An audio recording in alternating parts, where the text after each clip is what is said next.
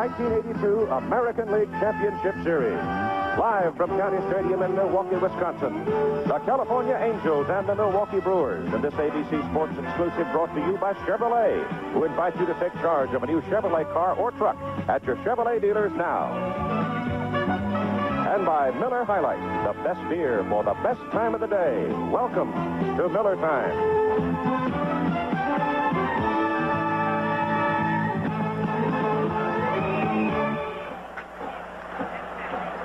And so we are ready to begin with the activities leading immediately to game number 3. The California Angels leading 2-0. The two managers, actually it's Ron Hansen out representing the Milwaukee Ball Club, along with Gene Malk of the California Angels, meeting with the umpiring crew, going over the ground rules, making sure everybody remembers and knows well what is about to happen here this afternoon. And now, the young men who sang the national anthem for us in the opening game in Anaheim are again at the microphone here in Milwaukee. The national anthem with the Letterman. You see by the dawn's early light what so proudly we hailed at the twilight's last gleaming, whose broad stripes and bright stars through the perilous fight o'er the ramparts we watched were so gallantly streaming, and the rocket's red glare, the bombs bursting in air, gave proof through the night that our flag was still there. Oh, say does that star-spangled banner yet wave o'er the land of the free and the home of the brave? The Letterman and the national anthem, and the crowd's up for this one. We'll be back after this word and the message on behalf of Major League Baseball.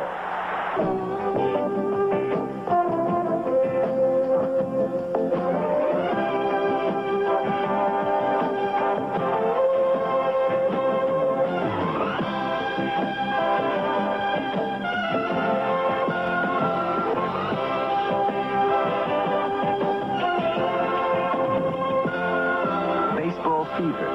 Catch it. It lasts forever. The preceding message was furnished by Major League Baseball. Milwaukee County Stadium was the home of the Milwaukee Braves originally. Then, when the Braves left and went to Atlanta, this man right here, John Doyne, was a county executive at the time, and he was a leader in bringing baseball back to Milwaukee. They were able to bring the franchise out of Seattle, the old Pilots franchise, brought it back here. Bud Selig bought it, and they have developed it into a championship team. So John Doyne, who was so active in that effort, throwing out the ceremonial first pitch today for the game. I'm Keith Jackson, along with Earl Weaver and Jim Palmer. And we're just about ready to go as the umpires have assumed their position today. And back of the plate will be Rich Garcia. The Milwaukee Brewers waiting now to be summoned onto the field. And we'll be ready to go on an absolutely glorious October afternoon. I've heard so many people today who live here say they just don't get days like this in October. And it is a beautiful afternoon for baseball. So now let's check the batting order for the California Angels, who will be coming up first as the visiting team. And leading off for the Angels will be Brian Downing, 1 for 7 in the series. Rod Carew batting second, 0 for 8. Reggie Jackson hitting third, 1 for 7 with a home run. Freddie Lynn's the big hitter. He has 5 hits and 8 trips, including a home run. Don Baylor, another big hitter, with 5 runs batted in for the Angels, the DH. Batting sixth, third baseman Doug DeCinces. He's 2 for 7 in the series. Bobby Grich, the second baseman, 3 for 5. Tim Foley, the shortstop, 1 for 6, but he was good for an RBI. And Bob Boone, who's knocked in 2 runs, batting number 9. Don Sutton will be coming to the mound to pitch for the Milwaukee Brewers in this ball game. Don Denkinger is on the field as an umpire today, but last Sunday, Denkinger was the man behind the plate in Baltimore when the scuffed ball appeared. And the baseball rules have been changed some. They're changed like all athletic rules as the years go by. They make them a little more sophisticated, sometimes give a little more judgment to an umpire. So let's spend a moment with Don Denkinger for some definition. The incident with Sutton now on Sunday last when the scuffed ball was discovered. Where did it come from? Well, not sure where it came from. We only knew that the last hitter was throwing that baseball and it was scuffed. And Mr. Sutton, coming from the National League, maybe was not aware of how we deal with it in the American League, that it's illegal to throw a scuffed baseball. So I went over and I informed him that it was illegal to throw a scuffed baseball in the American League. And from now on, if I find a scuffed baseball that he's throwing, then he would have to be ejected. And he said, that's good enough for me. He said, I didn't realize it was my responsibility, but now that you told me, we'll go from there. Okay, the umpire's definition of what it was that caused a little brouhaha last Sunday in Baltimore. Well, I really didn't know myself what was going on. Jim had given the ball to Denkinger, and after he had left the Milwaukee dugout and come back to home plate, I ran up and I asked him, I said, Don, now is that a warning to be warned? Or he said, no, sir. He said, I've warned him. If we find another scuff ball, he'll be out of the ball game. Checking the defense for the Milwaukee Brewers, Cecil Cooper remains at first base. Moving over to second base, you have Jimmy Gantner, who's feeling better and better as the days go by with that rib muscle. Shortstop is Robin Yount, who's hoping he's got some base hits in his bats today. Over to third base, Paul Molitor, who needs to be getting on base today to get the Milwaukee machine in motion. Out in left field, Ben Ogilvy, who's the home run man and RBI man for this club. Over in center field, you got the big guy, Gorman Thomas, who hit some bullets in batting practice. And moving to right field, you have Charlie Moore, who patrols that area defensively and bats toward the bottom of the order for Milwaukee. So we're about ready to go with Ted Simmons now settling in to warm up his pitcher, Don Sutton. And Ted Simmons came out with sort of a set jaw look this morning himself. Don Sutton, who was as loose today as he was last Sunday before the ball game, he came out. I asked him this morning, I said, what in the world do you do when you get out of bed on a day like this when you know that so much is on your shoulders? And he laconically said, I get up, wash my face, go downstairs, read the paper, and have a cup of coffee. And then I try to talk him into mixing up that raw eggs and orange juice, and he had trouble with that. There are your umpires. Garcia back at the plate today. And you move down the line. Palermo at first, Al Clark at second, Don Denkinger at third, and down the right field line will be Bill Kunkel, and Larry Barnett will be down the left field line, and Brian Downing now steps in. You see the numbers for him on the playoffs, the 2 games we've had, plus his regular season performance figures. And the first pitch of the ball game in game number 3. Inside corner. Strike 1. And that's what you're going to see all day. Don Sutton will hit the corners if he's sharp, and he's got a good curveball. And sometimes the ball doesn't go straight. That ball seemed to move right there. Not that it was scuffed. But, well, it's supposed to. I mean, good pitchers with good stuff. And Sutton was throwing 85 on our radar gun. If he had another 4 or 5 miles per hour, that could be up around 90. So he's got good stuff. Popped up on the right side. Cecil Cooper has a play. Drifting toward the line. Steps over the line and makes the catch for out number 1. The dimensions for the ballpark here, 315 left and right, 402 in dead center. Natural grass here, and it's in very good shape. The Packers played a ball game here, but it's all rolled out, very smooth and fairly gleaming for this afternoon's game as Rod Carew steps in. Rod, who has had trouble with the bat in the series, but had a shot, cortisone, to help that ailing hand of his, and said a little while ago that it felt much better. And it looks like it, too, as that's line to center for a base hit. Little inside-out swing there that Rodney can do as well as anybody else in baseball. That is his first hit in the series. You just see a fastball in the middle of the plate. Here you see it's right down the middle. Rodney, as you said, Earl, does it very well. We've always marveled at his ability to hit the ball softly over the infield. And just when you think that you can defense that. He can hit the ball hard up the gaps. Not too much of a home run hitter.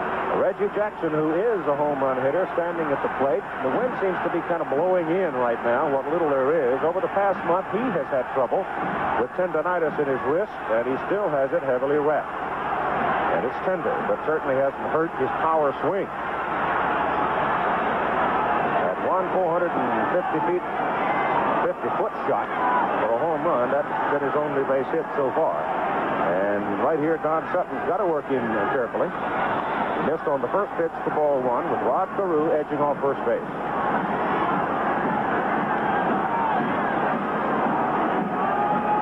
I really think the key to this ball game is for Sutton to stop him in the first inning and let his hitters get on the board. Fouled at the plate, and it's 1-1. Milwaukee needs to get out in front. It would certainly help them to have that feeling. The wind that you talked about blowing in, I think it will hold some balls up to left field. I don't think it'll affect the long ball to right center or to right field.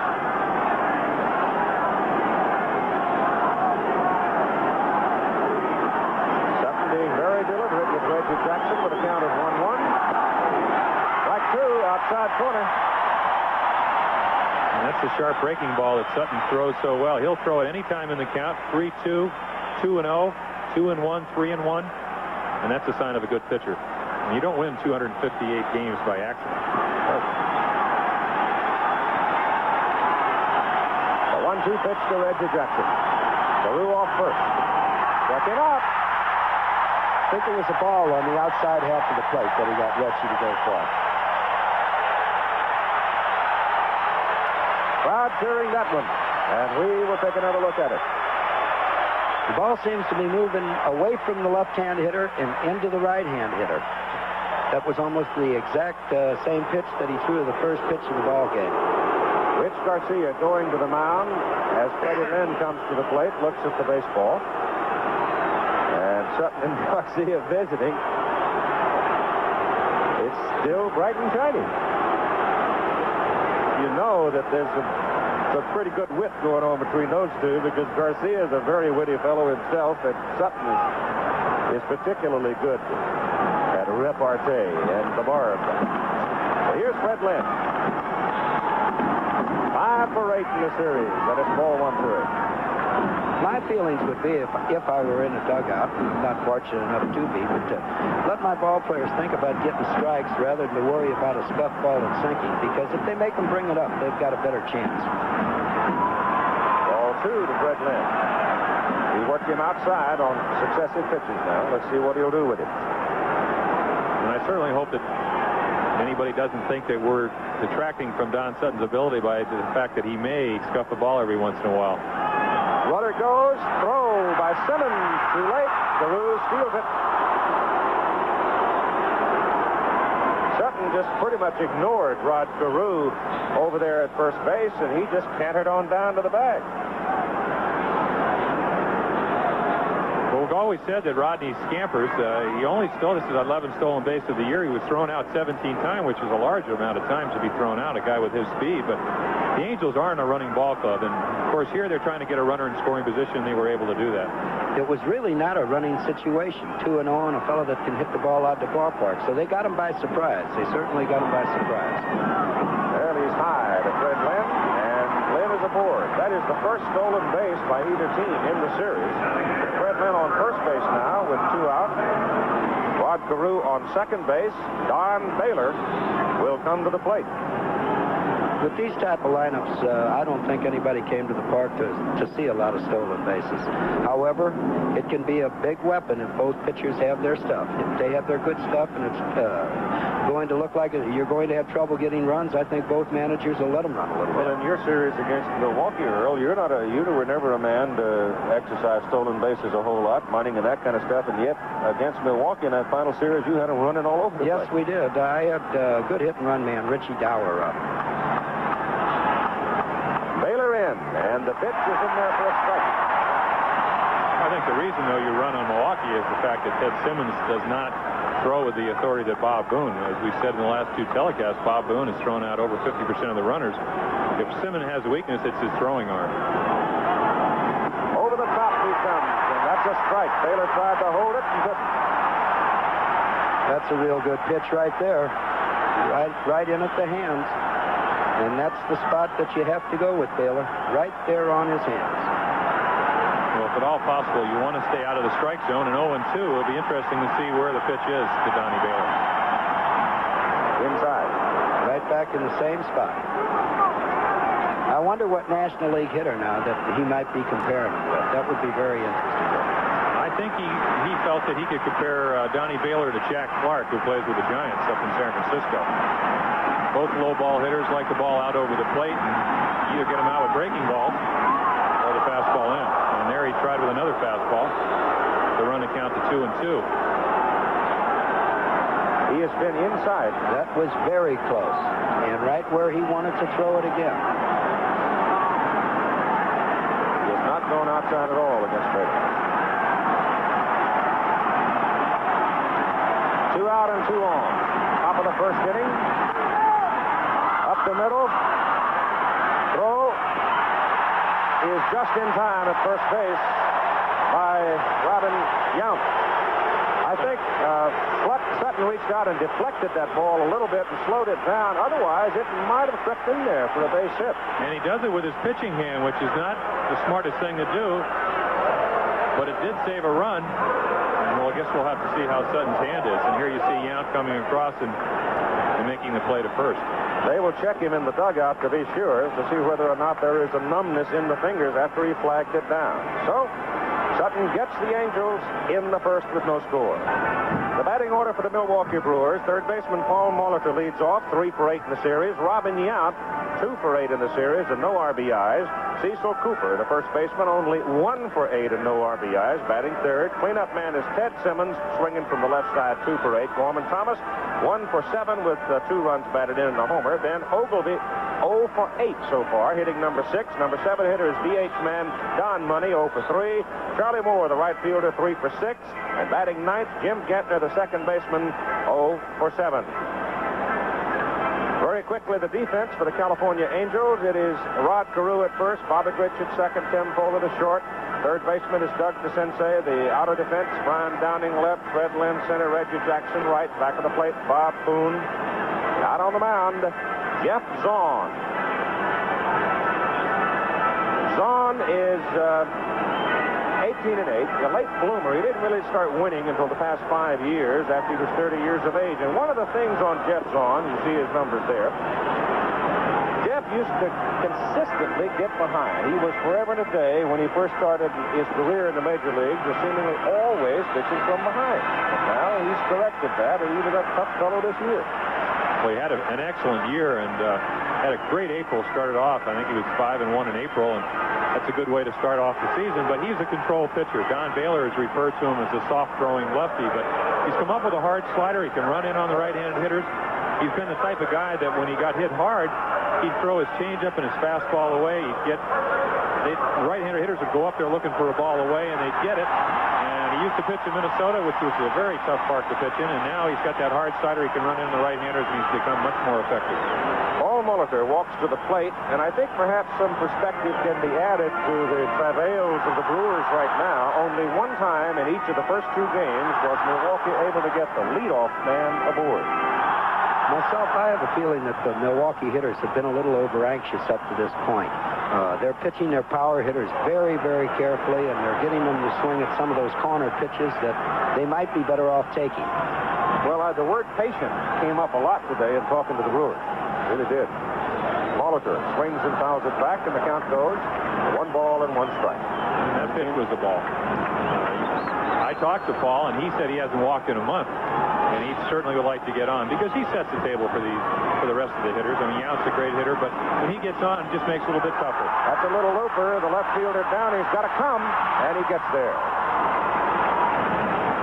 So there's 1 out.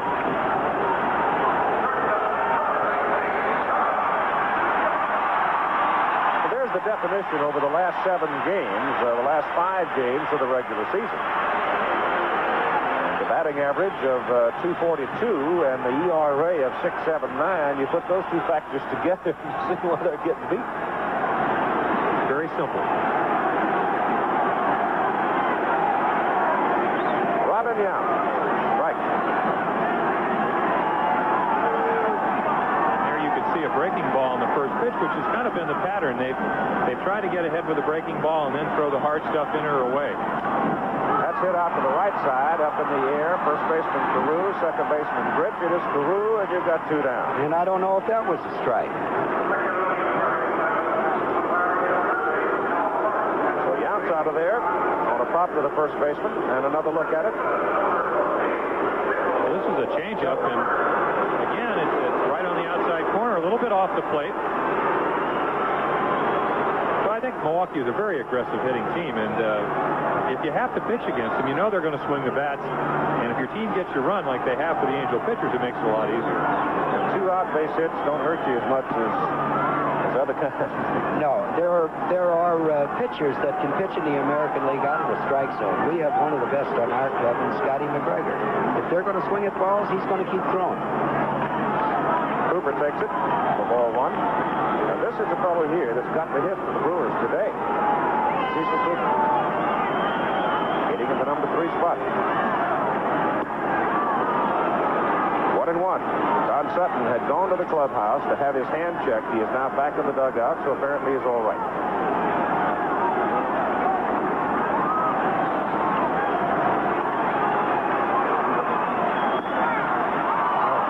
My goodness, there was a dandy. Right on the corner, burned the black. Cooper caught looking, and Jeff Zorn gets him in order in the bottom of the first after 1 in Milwaukee. No score. There's Jimmy Slayton out in the Milwaukee. And he's watching one of our guys do his thing there and maybe thinking about what happens when he gets tired of throwing fastballs. And that's where that's the picture our cameraman was taking there. Looking back in toward home plate. And the shadows now are out around the first base area, so the shadows will become a factor as the day goes on here, and we're going now to the top of the second inning for California. Don Sutton out on the mound, 37 years of age. He'll be working to Doug DeCinces, Bobby Gritch, and Tim Foley. I was kind of kidding Sut about the fact that a lot of fellows with gray in their temples having big ears. There's nothing wrong with gray in the temples. They're all over either. No, I'm glad you qualified that. All over. I talked to Doug at breakfast this morning. We were talking about Sutton becoming familiar with the hitters. Doug went to the trouble to call Eddie Murray. Eddie had pretty good success in the 2 ball games against Sutton, and Doug asked Eddie what he thought he might expect, and I'm sure the information he got from Eddie he passed on to some of his teammates. Checks on the pitch, and the count goes to 1 ball and 1 strike.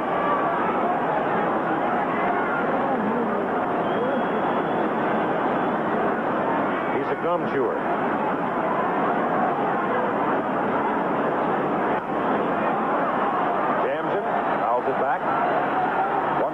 I've always thought about chewing gum when I pitch, but I've never been able to do 2 things at once. It's hard enough to get the hitters out without having to concentrate on that.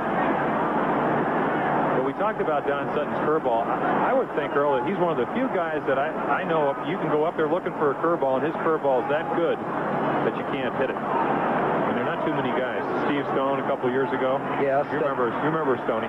They know Steve's curveball was coming. He threw at different speeds. Throw to first. In time. Again, Don Sutton reached for that bouncing ball over the mound with his bare hand. Better quit that. Robin Yount scooting over to get it. Well, Yount has great range and goes to his left and has a strong arm, and it's not really that difficult to play because the ball wasn't hit that hard. Watch him stick that pitcher hand out there again. There's a good breaking ball, and when you throw a curveball, you usually fall off your left. And in fact, almost every pitcher that I know falls off one way or the other, and it's real hard to throw a quality pitch and then come back and be in the proper fielding position. One of the few guys that I remember is a guy like who's playing for St. Louis, Jim Cott. He comes set every time. Scotty McGregor on our ball club's another guy. But normally you just throw off the ball as hard as you can and fall off whatever side. Count on Bobby Gritch now, 2 balls and no strikes. Outfield playing him straight away. 1 out, no score here in the top of the second inning at County Stadium in Milwaukee.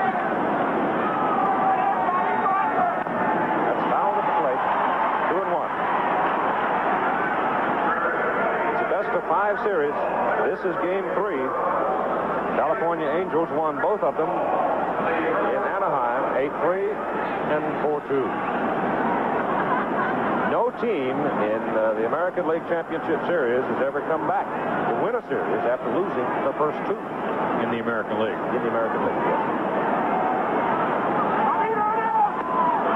Good pitch there. Good swings and misses. Make it 2-2. And again, we see the 2-1 slider. When you can throw that pitch and throw it in the area that Sutton did, he's going to be tough. He's changing speeds very well, too. He's had some hitters out on the front foot already.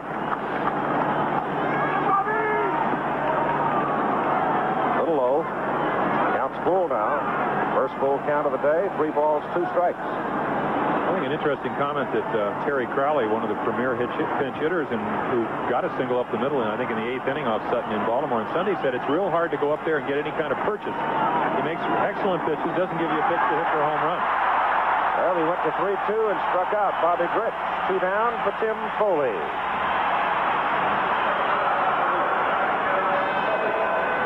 And here you're going to see a high curveball, but again, it's 3-2. Bobby's probably just looking for the ball, and he gets away with it, mainly because it was a breaking ball. Well, again, we like to pitch Gritch up ourselves, so that might have been there on purpose. Ball to Foley, who has great bat control, goes way up the handle.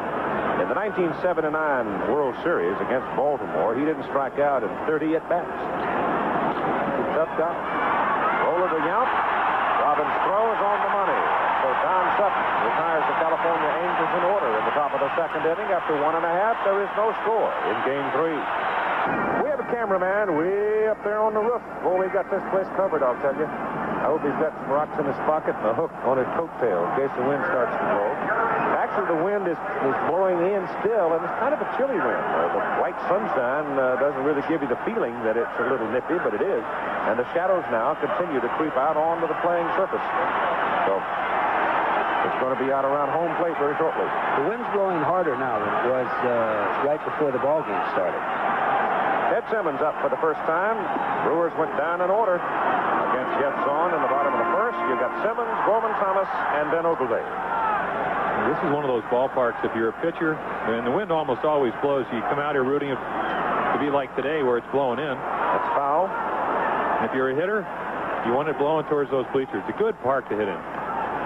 Simmons going from the right side today. We saw him from the left side against Bruce Keeson, and from the right side against Tommy John. So he switches. A little more power right-handed. Pops him up. Sensei in foul ground. 1 out. Jeff Zahn showed me that he's not going to be easy today. He's mixing speeds excellently himself. And that's one of the reasons you win 18 games in the American League. Coming up now, Gorman Thomas. In game 2, Cooper, Simmons, Ogilvie, Thomas, the number 3, 4, 5, and 6 hitters, were 0 for 15. And only 1 ball got to the outfield from that group. And you're not going to win many ball games doing that. I know they're trying, but we might go back to that over-anxiousness. Well, I think that shows what kind of game Bruce Keeson pitched. He was overpowering. I've never seen him with that kind of stuff, and he made great pitches and put it where he wanted to. He blistered a finger on his pitching hand in the game. Not a bad blister. He was less than 100 pitches, and I think he'll be healed in a day or so and probably ready to come if Gene Mauch has to go on past that point. But if California wins today, it's over.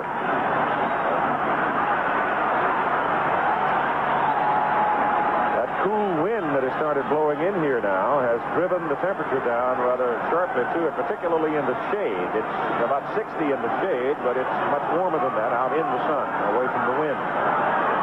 2 balls and no strikes to Gorman Thomas. Yes. 2 and 1.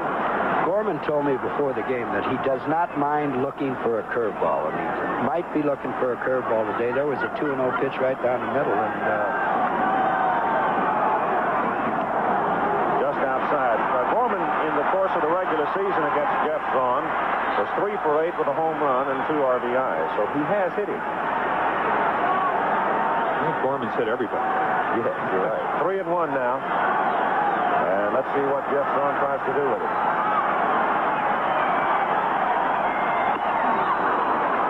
Bobby Grich is really playing him to full at second base. He's almost directly behind the pitcher's mound.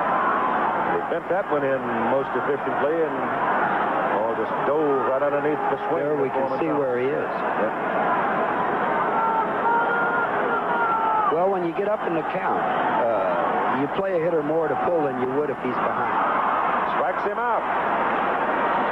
That looked like it was a high pitch. It was a high fastball, and he must be throwing well because he went 3-1 and he threw a fastball right by him. And here, 3-2, hit it if you can, and he couldn't do it.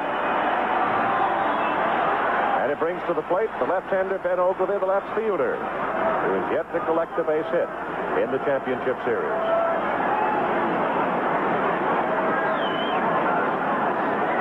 They give Benji all of left center.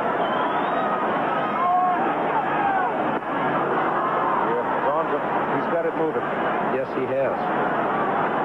He's stuffing it right up there and giving him their best shot. And they're just not getting it. You see that big hole out there between Downing, the left fielder, and Fred Lynn, the center fielder, in the outer defense. That hit him. Took it on the forearm. It was an off-speed pitch, wasn't it, Jim? Yeah, and I think Jeff Zahn's going to say something to the umpire that it looked like Ogilvy made no effort at all to get out of the way, and there has to be some effort on the hitter's behalf to do that. Here it's just a high changeup, and Benji wanted to hit it. Well, I guess when you're 0 for 8, you got to think of some way to get on it. And the changeup's the best I would suspect because I've never been hit. I've got out of the way quite deftly. The word in the dugout is take one for the club, but you don't have many guys do that. Well, Don Baylor did it many years. I am amazed. The ball would bounce off his body, and it hurt me from the dugout. Don Money is at the plate, and Jeff Zahn hits the strike zone at the knee. Strike one. They play Money to pull, but I don't think they play him as much as we do. That pitch is up. 1-1. Don hits a lot of balls over to left center field, and we have our center fielder over here just a little bit more than he might be. Use of the telestrator there by Earl Weaver didn't work terribly well. He didn't get much practice yesterday. He was traveling.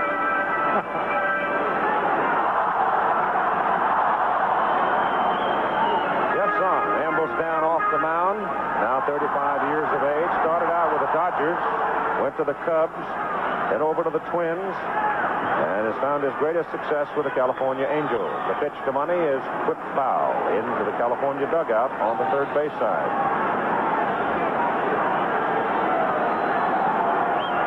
Charlie Moore is in the on-deck circle, waiting for a chance. Now the shadows are out where they're beginning to become a factor between the pitcher and the hitter. Ogilvy off first base. Money pops it up. Doug DeCinces comes in. Carew comes in. Zahn calls off Carew. DeCinces makes the catch. And we continue in a scoreless game after 2. County Stadium in Milwaukee as we move to the top of the third inning. It's full of folks. And it'll be Bob Boone, ninth man of the order from California, to lead off, followed by Brian Downing and Rod Carew. Bob Boone has been a stabilizing factor, and that's putting it mildly for the California Angels pitching staff. He's handled the pitchers so well, and the pitchers, being in the main veterans, have responded to it well, and particularly in holding and handling base runners. From the corner. That's an amazing stat to throw out 50% of the runners, because you figure you only have your Hendersons running and the guys that can steal a base.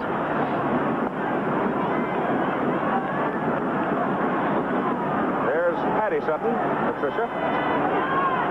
To go back to the point we're talking about with Messrs. Henderson and the speedsters of the American League, Bob Boone caught him 6 out of 13 times.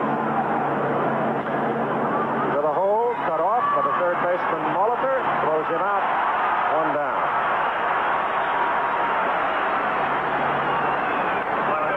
If you watched our first ball game, that was the same kind of ground ball that Molitor tried to turn into a double play, broke directly to his left. On this instance, he broke back, got the big hop, and made an easy play out of it. Top of the order, Brian Downing fouled out for the first baseman. His first time today. Rod Carew to the on-deck circle. And a strike from Sutton.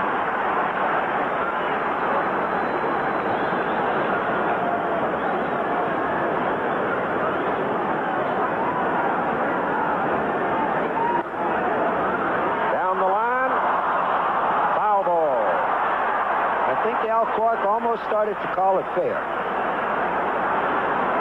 He did. Then he waved it out. We'll take another look. I wonder if we got Clark in our picture.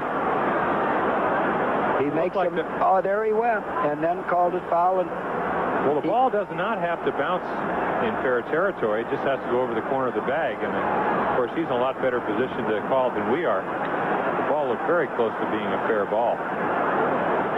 I thought it was foul. Angels did not get the ball really out of the infield first time around, and that's up high. 1-2.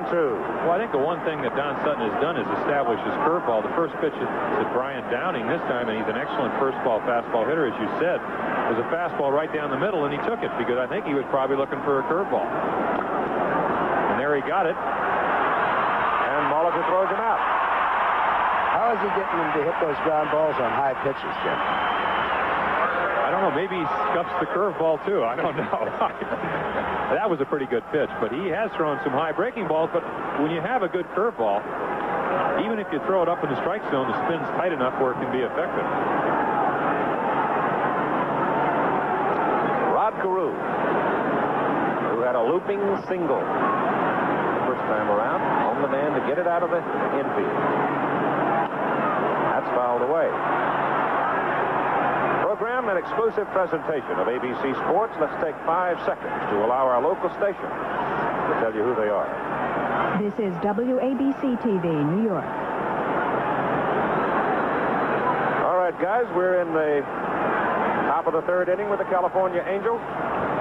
No score in the ball game. Best of 5 series in California, leading 2-0. Sutton out there trying to keep the Milwaukee Brewers alive. And Carew fouls that away into the crowd. And as you said, Keith, you can see the shadows creeping between the pitcher and home plate, which is going to make it real tough to see the spin on the ball and just in generally hard to pick up the baseball. Is it more difficult with that kind of a shadow rather than a solid shadow? Well, a solid shadow, you can turn the lights on, and that'll brighten it up. Right now, it's going from light to dark to light. That's lifted to the outfield. Thomas started back and then stopped as the wind got a hold of it and pulls it down. So Don Sutton now got him an order in the second and repeats it in the top of the third. No score. We'll move now to the home half of the third inning for Charlie Moore, Jim Kettner, and Paul Molitor for the Milwaukee Brewers. Did they call you or Pat to talk about giving a little shot of juice to this grass? It looks like a spring grass. It's green. The park's in excellent condition, and the infield, the infielders told me, is not breaking up like it has sometimes in the past. But by that I mean when the cleat marks go in, you don't pull a lot of dirt up with it. As those of you who don't know, Earl Weaver is just about on the verge of becoming a full-time gentleman farmer. Groundskeeper told me that he used Earl's tomato fertilizer. That's why the grass is so green. Zahn, breaking pitch, swing and a miss on the first pitch by Charlie Moore. It looked like a balloon coming up there, but Charlie couldn't get a piece of it. Well, it was the changeup, and this is what Jeff Zahn does. He changes speeds. Looks like he has a good fastball today, and that new slider has really helped him out. That's a high pitch, and he cues it foul. Exactly. Once again, being out in front. Outstanding change of speeds is what he's doing now, and I think that's tougher on a hitter, we'll say, than a 94-mile-an-hour fastball. Probably more than any other pitcher that I know of in baseball who will throw successive changes. He'll throw 6, 7, 8, 9, 10 in a row sometimes if it's working for him. Well, if you have a good one, and a guy like Scotty McGregor who does, they can do that because the hitter can look for it and he still can't hit it, and there was another one. That's up the middle for a base hit. So So Charlie Moore continues to peck away. He now has 4 singles and 7 trips. It really wasn't a bad pitch. It was the kind of pitch you want a hitter swing at. It's away. He lunges. And as in baseball, sometimes it's better to be lucky than good. He just hits a routine grounder up the middle. But Foley can't get to it. He hit it right in the right spot. And the first time, the Milwaukee fans came to their feet. All right, Jim Gantner, the second baseman and number 9 man in the order, a left-hander at the plate. And Zahn is just off the corner outside for ball 1. Charlie Moore has reasonable speed at first base. We'll see whether or not Harvey Keene's going to start him here. Well, they hit and run. Now, we've got a left-hander against a left-hander, and that might influence Harvey. I don't know. But up the bat handle brings the Sensei in from third and takes it for a strike, so the count evens at 1-1. This combination did hit and run against us. When they were ahead or the game was tied. When they get behind, as we saw in the first 2 games, it just takes a lot of potency out of their offense. These guys are good hitters, but one of their main strengths is the ability to hit and run and move the ball and move the runners along. Loop to the shortstop, Foley. And Moore retreats to first. 1 out. Gantner, Molitor, and Yount are good hit-and-run men. It's very seldom when you get a fellow that hit as many home runs as Robin Yount did, but he's still very good at hitting and running. Keith Jackson, our commentators and analysts for the American League Championship Series. Earl Weaver, retiring as the manager of the Baltimore Orioles after 15 seasons, and Jim Palmer, his right-hander from Baltimore. Traffic reflected there, self-explanatory. You can see the efficiency of Molitor in that leadoff position when you got somebody sitting out there.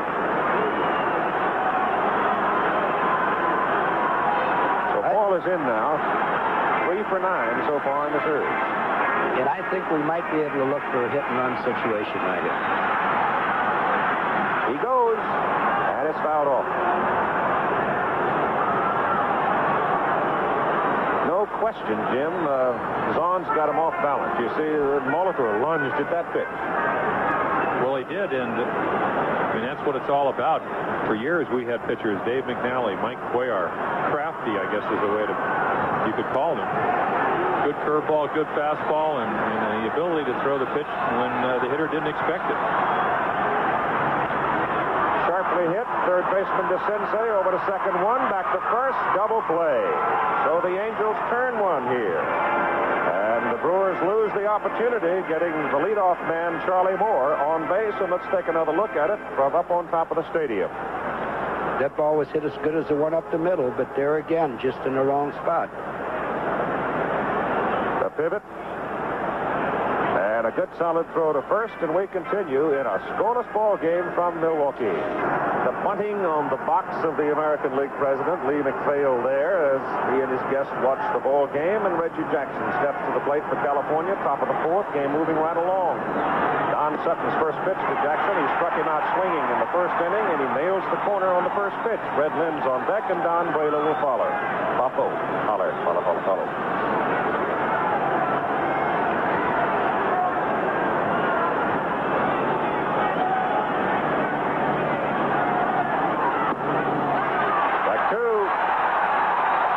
Reggie's been kind of quiet for the first 2 games and into this one. He did hit that long home run, 430-foot home run. Reggie's only been quiet with his bat. I mean, he always has something to say. 0-2 to the plate. Low, ball 1. Don Sutton, when he releases the ball, Jim, seems to have almost a snapping motion. Well, that's the breaking ball. And the second pitch this inning, you saw Ted Simmons move inside. I don't know if too many guys can spot their curveball. Normally, you see a catcher move inside or away on a fastball, but Sutton has the ability to throw his curveball inside or outside, and that's not too many guys have that. I certainly can't do that. I can't even throw it over some of the time. Sutton doesn't have that hop on the fastball that you go out there with most of the time. Most of the time. There you you saw the high fastball. I think that the pressure really is going to mount on Don if his team doesn't score, because he knows, he's been around long enough that if he makes a mistake, it might be the ball game, where Jeff Zahn knows that if he makes a mistake, they come back and play tomorrow. 2 balls and 2 strikes to Reggie Jackson. Leading off, top of the 4th. Struck him out looking. And he was looking for something, too. It might be that type of ball game where one good guess by a hitter is going to win it. And here the 2-2, perfect pitch. It's right out there on the corner, almost a little bit outside, and you could see Simmons move his glove back, which good catchers will do. Sometimes it gives the umpire a distorted look at the pitch. Reggie can take that pitch and hit it over the left field wall, though. Only if he swings. Pitch is low. Sure, it's obvious to you watching that the home plate umpire, Rich Garcia, has the protector inside, so he's down low in his posture. 2 balls and no strikes to Lynn. He walked Lynn, Sutton did, back in the 1st inning, and he's in a hole here, 2-0. Well,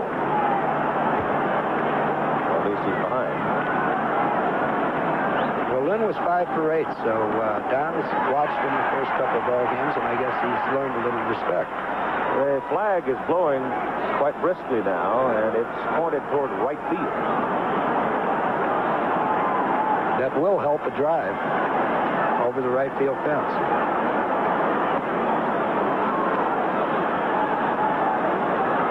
3-1 now.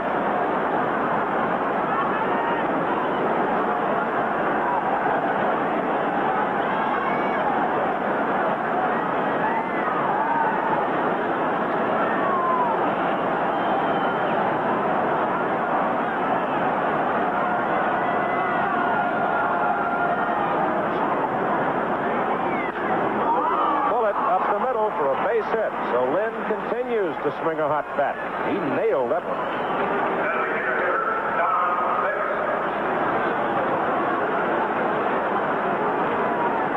Well, here you see a fastball out over the plate. It's a good 3-1 pitch, a pitch that you know that the hitter's probably going to go back up the middle with. Nothing ball game. You want to keep the ball in the park. You also want to duck. Yes. Well, we haven't seen a lot of Sutton, but he does look like a good fielding pitcher. Bullet by Baylor. Throw back across, and Fred Lynn is a sitting duck. And so the Brewers turn to BP on the line drive by Baylor to Molitor, back across to Cooper, and Don Sutton walks back to the dugout with his teammates. Here's a look at it, and he really got all of it there, didn't he? Fred Lynn couldn't tell whether the ball hit the ground. What he should do in that situation is look at the umpire. So we are in the middle of the 4th inning, and we have no score in game. We go to the bottom of the 4th inning. Second time around for Robin Yount, Cecil Cooper, and Ted Simmons against the Angels left-hander Jeff Zahn. No score in the ball game. Angels sitting on a 2-games-to-none lead in the best-of-5 series. Robin Yount has not had a good series. He popped up to Rod Carew his first time today. Analyzing breaking pitch, drifting in for a strike. And again, we see the pattern. There's an off-speed pitch early in the count when they get ahead, and they know he's got to be an aggressive type of hitter. They go either in or away with the fastball, and they've been able to handle Robin. He wanted to jump on that one, but he pulled away from it, took it for ball 1, 1-1. In the first game, through 4 innings, it was 7-3 California. In the second game, through 4 innings, it was 4-0 California. So the 2 pitchers have been dominant so far here in game 3. That is inside.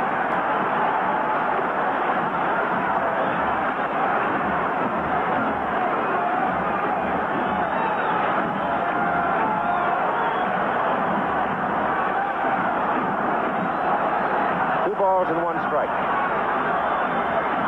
on Robin Yount. 3-1. Robin, of all people this morning, was talking about patience, and he's exercising it right here. That's the one thing he's been able to do much better this year than ever, and I think that probably accounts for the fine year he had. But this is also the second time around for Zahn, and this is when you find out how good you're really throwing. 3-2 on the foul at the plate.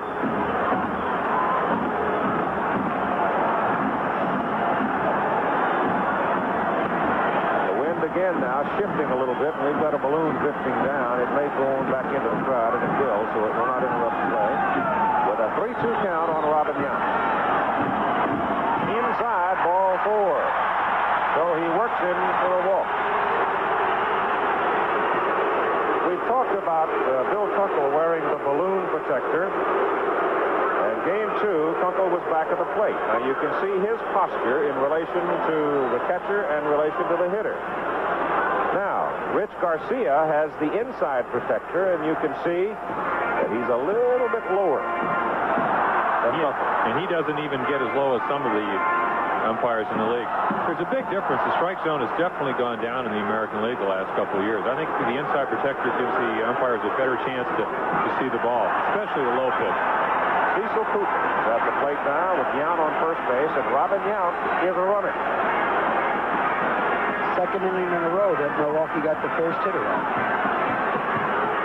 It opens up the situation where you have a left-handed hitter, you have the first baseman holding the runner on, you have that hole. Cooper can pull the ball.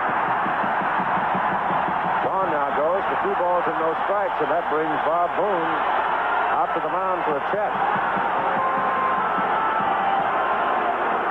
Milwaukee didn't have to do all that much running during the course of the season. Yount stole 14 bases and was caught only 3 times. Well, he has excellent speed, but with this ball club, as you said, he doesn't have to run. You don't want to, and Earl would testify to this, you don't want Yount getting thrown out with Cooper and Simmons and Ogilvie and Thomas coming up, do you? No, and you want to leave that hole open for Cooper if he can pull it, and he looked like he tried to pull that ball. If Cooper goes out and Yount's still on first base, I think they might try to do a little running when Simmons comes to the plate, possibly to stay out of the double play.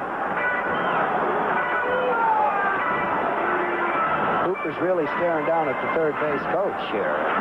There were a lot of signs given. I don't know myself. Harry Warner, the third base coach. Ron Hansen, the first base coach for the Brewers. Well, they're taking a good long look. It's on now, the second trip around, and Robin Yount walked, and Cooper now has gone to a 3-1 count. Here you see a low slider. He takes it. He struck him out on that pitch last time. Yount walked on the same pitch, which was almost a strike in the inside corner, but showed some of that patience you were talking about. That's foul back here. And he's pulled out to Cooper at 3-2. I think he might go now. He'll need help from Cooper because I don't think he'll get that bit of jump off his arm. And the number of pitches are beginning to accumulate rather rapidly. As Vaughn as Milwaukee really is making Vaughn work to the limit. Go back to first. Nothing there. He doesn't have a great pickoff move. He doesn't have the Flanagan move. Mike Flanagan, who pitches for our ball club, has probably the best move in the league. You just can't run on a guy like that.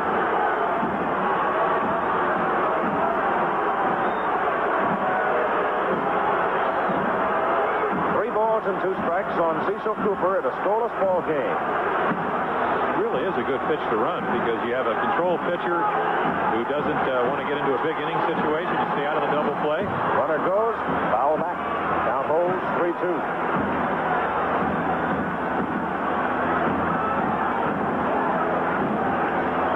They haven't had a lot of chance to play this type of baseball, so I think he might keep going.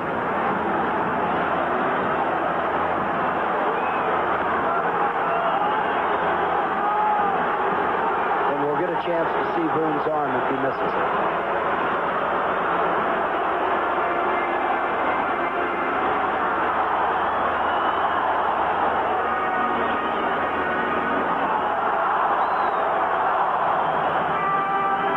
Vaughn slowed the pace considerably here in the bottom of the 4th. Runner goes, pitch is hit down the line. Fair ball, going to the wall. Robin Yount turning third. back to second. Cooper gets the Milwaukee Brewers on top by a 1-0 score with a double to the right field corner. The 3-2 count allowed Yount to run, and as a result, I don't think he would have scored had he not been going. Here you'll see a high slider.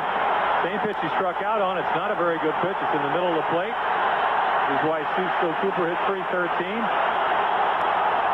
And Yount with excellent speed scores easily. Standing up. Time called as Gene Mauch, the manager of the California Angels, is on his way to the mound. He wants to talk to his pitcher because Vaughn became very, very deliberate on both Yount and Cooper. Went to 3-2, walked Yount, and then Cooper nailed it. Well, Cooper also fought off a couple good pitches. He fouled off Zahn, real good pitch that Zahn threw right before the double. Angel bullpen up. That's Dave Goltz, number 30, big right-hander, who came over from the Dodgers and finished with a record of 8-5. The other right-hander, the big lanky one, is Mike Witt, who is a youngster and can throw bullets. Gene Autry, number 26. They gave him the uniform, number 26. When they clinched the West, they called him the 26th man, and the team voted to retire the number. I'm sure what Gene Mauch, I know many times when you come out to the mound, Earl, to talk to me, you have a situation here where you want to stay away from the big inning. You know that your ball club has the capability to score runs. And Jeff Zahn is getting himself into a big inning situation. This is what we said. I thought that the clubs that would win were the clubs that could stay away from the big innings, and the Angels did that on the first two nights. With nobody out, Ted Simmons hits one up the middle for a base hit. Cecil Cooper coming around third. Here's the throw through, and he stops at third base as Harry Warner came all the way down to home plate to put up the stop sign. I think he was right. I don't know whether they'd have him or not, but with Gorman Thomas coming to the plate, nobody out, chances are you're going to get that second run in anyway. Not a bad pitch, just a changeup. Again, as we said, it's the second time around. You kind of get a pattern on a pitcher. Milwaukee's hit Zahn well this year, and they're doing so in this inning. Taking no chances with that good arm of Fred Lynn in center field. This is the first time since the second inning of the first game the Milwaukee Brewers have led in a ball game. Nobody out. Cooper is over at third, Simmons at first, and Gorman Thomas is the batter.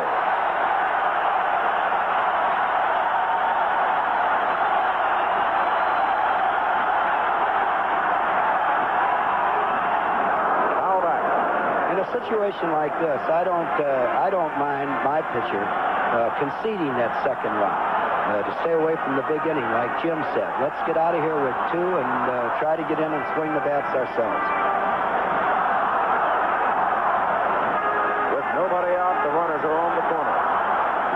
One run is in. Dave Goltz and Mike Witt throwing in the California bullpen, and the pitch is up around the eyes to Thomas. And as most pitchers do, when you get in the jam, you'd have a tendency to overthrow. I think the only time that I would ever try to strike a batter out in this situation is if I get ahead quickly, 2 strikes, no balls, and you have a chance. Gorman Thomas, being a strikeout type of hitter, either hits the home runs, 39, or strikes out a lot. Then you go for the strikeout. Otherwise, you'd like to pop him up or double play ball to get out of the inning with only 2 runs. Zahn wiggling himself into a hole with the third successive batter with a count now at 2-1, and Debbie Thomas prayerfully watching from the stands with Bowman at the plate. A lot more relaxed than his wife. It looks like it, doesn't it?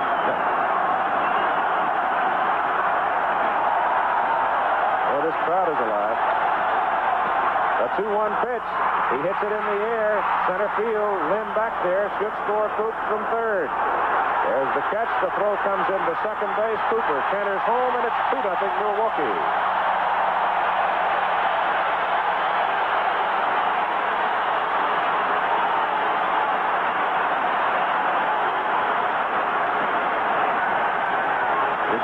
Now for Ben Ogilvy and Ted Simmons, who does not have good speed at first base. I'm almost certain they'll let Simmons stay there, and that gives Ogilvy the hole to shoot at. Well, it's 2 reasons. For that reason, and the fact also that Simmons doesn't run very well. Benji looking for his first base hit in this series, and he's too good a hitter. You're not going to keep the door slammed on him, I don't think, forever.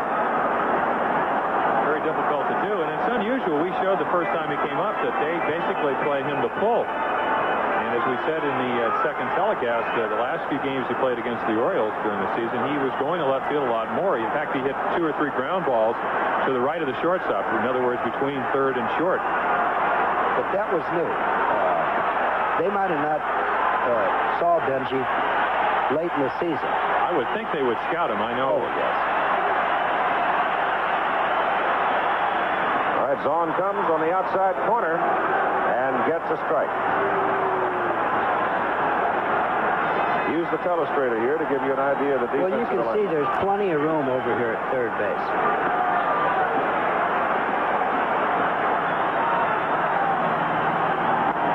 Hit to the right side through. Base hit. Simmons will turn at second. He's going to third. Jackson's throw across to DeSensei. He's safe.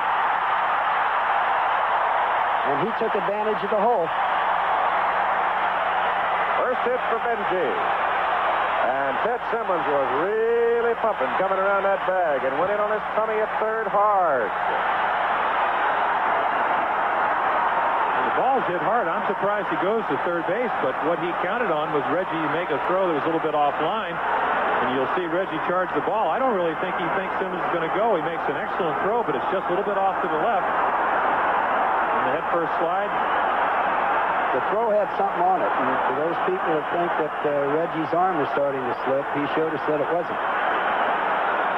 Now the DH coming to the plate, John Money. You've got 1 out, and runners on the corner. Ogilvie at first and Simmons at third, and 2 runs are in, and the high fly ball hit out to left field. Simmons tags. It is not too deep. Simmons is going. Down his throw. Offline. 3-0. Milwaukee. Ogilvie to second.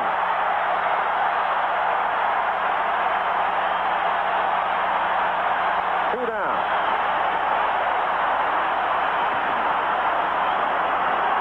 And there's where aggressiveness got them an extra run. If they're trailing by 2 or 3 runs like they were in the first 2 ball games, you don't take that challenge. Simmons challenging Jackson from right field to get over to third, and now challenging Downing to score on the medium depth fly ball from left field. You see there's no play on him, and Gene Mauch is going back to the pitching now. No chance for a cutoff on the play either. And they allowed Ogilvie to tag up from first and go to second, and now there's another run in scoring position. Would he have been better off there, Earl, to try to hit a cutoff man? Well, I like my players to know their own ability. Myself, when the ball went up, I didn't think Downing had much of a shot to get the man out at home plate. We're going to get a new California pitcher. It looks like it's going to be the young right-hander, 6'7" Mike Witt, replacing Jeff Zahn, and we'll be back in a moment. Central and Mountain on ABC. Mike Witt will come to the mound now for California. His record on the year, he stands 6'7". He throws hard. Yes, he does throw hard. He's capable, believe me. Just a youngster. Amidst all the tumult, there is the ultimate composure. Really relaxed. The batter is Charlie Moore, who's been a pesky fellow in the series. 4 singles in 7 trips. Makes it inside as he looks at Witt for the first time. He's all arms and elbows out there, and then suddenly there's a bullet. He faked the bunt. Doug is back. He should be back in a 2-out situation, trying to knock the ball down to save a run. Fouls that one away on the screen. I think Moore just more or less faked it to try to get Doug in a step or 2, but I honestly don't feel that he should step in.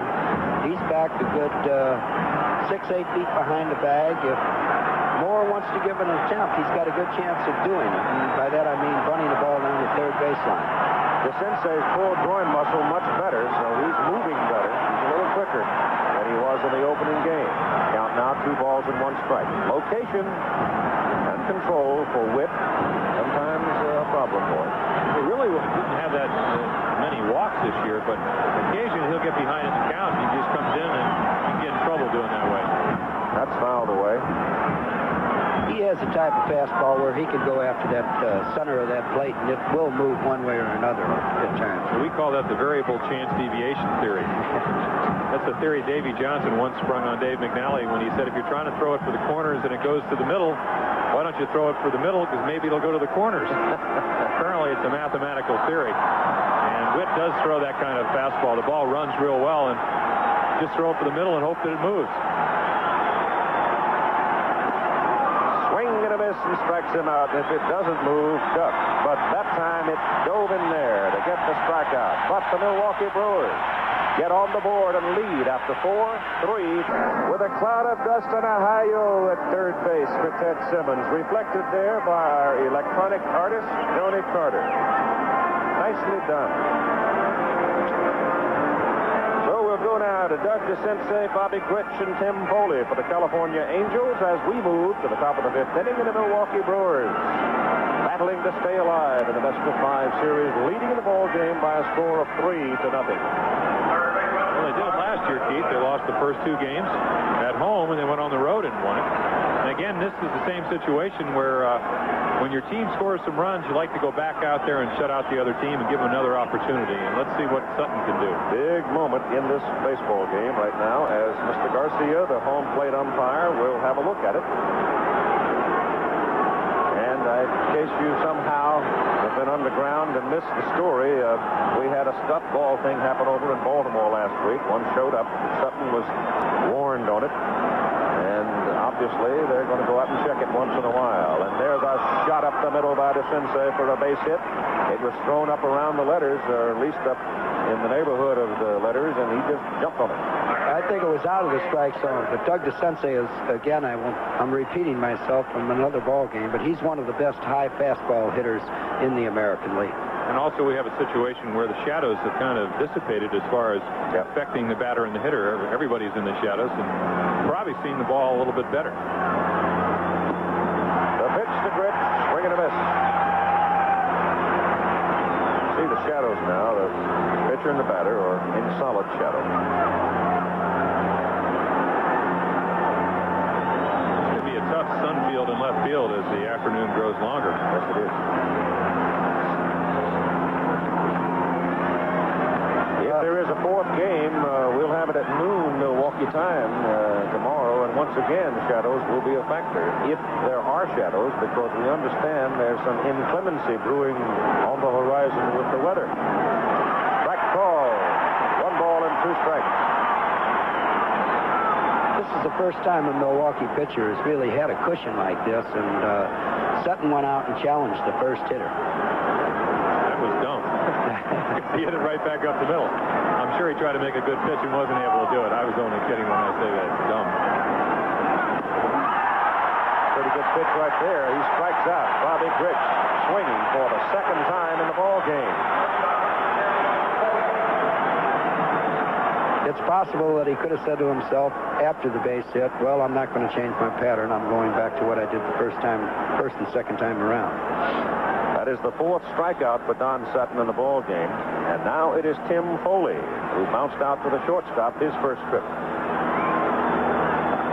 Doug DeCinces bounces off the bag at first, and Foley loops it foul.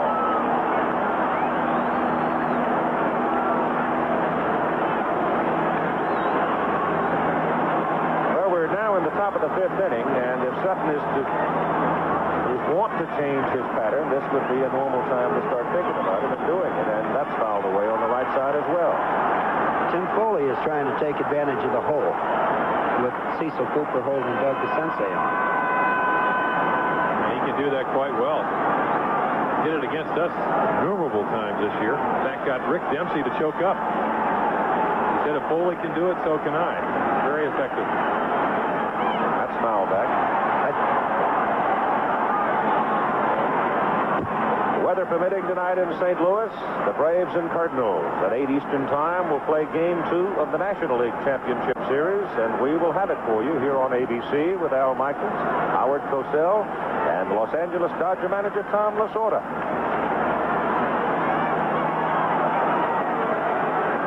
A two-strike count on Foley. Pops it up. Simmons coming back. Can't get it.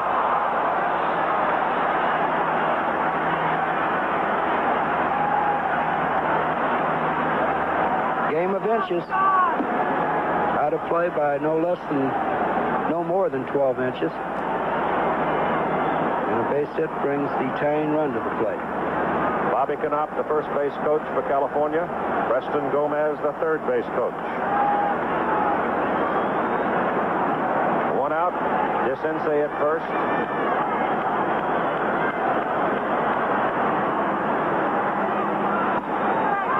That's up. 1 ball and 2 strikes. And there you can see Foley with the choked up grip on the bat. Worked very well for him. 79, hit over 290.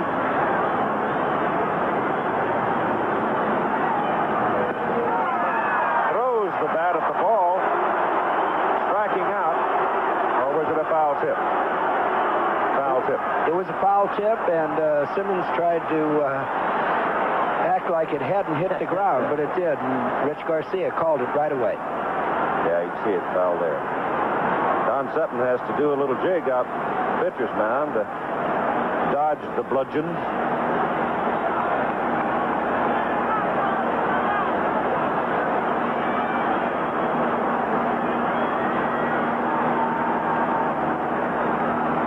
One-two pitch. That's foul back. I'll tell you one thing, old Tim is hanging in there, isn't he? The grip on that bat that he uses is not much bigger than the grip on an average golf driver. It is really thin. He can go quite a ways up. You see he's put a piece of tape around it as a reminder where he wants to go with it. And once again, he's fouled it off. He's fighting off some pretty good pitches. Charlie Moore keeps moving up in the right field position. He's pretty shallow right now. Foley is now fouled off 7 pitches against Sutton. There's Charlie. You'd see he's crept in quite a bit. Sutton's been pitching him away. You would think with a count of 1 ball and 2 strikes that he may come inside to see if Simmons moves in. He's just going up in the strike zone, and he strikes him out.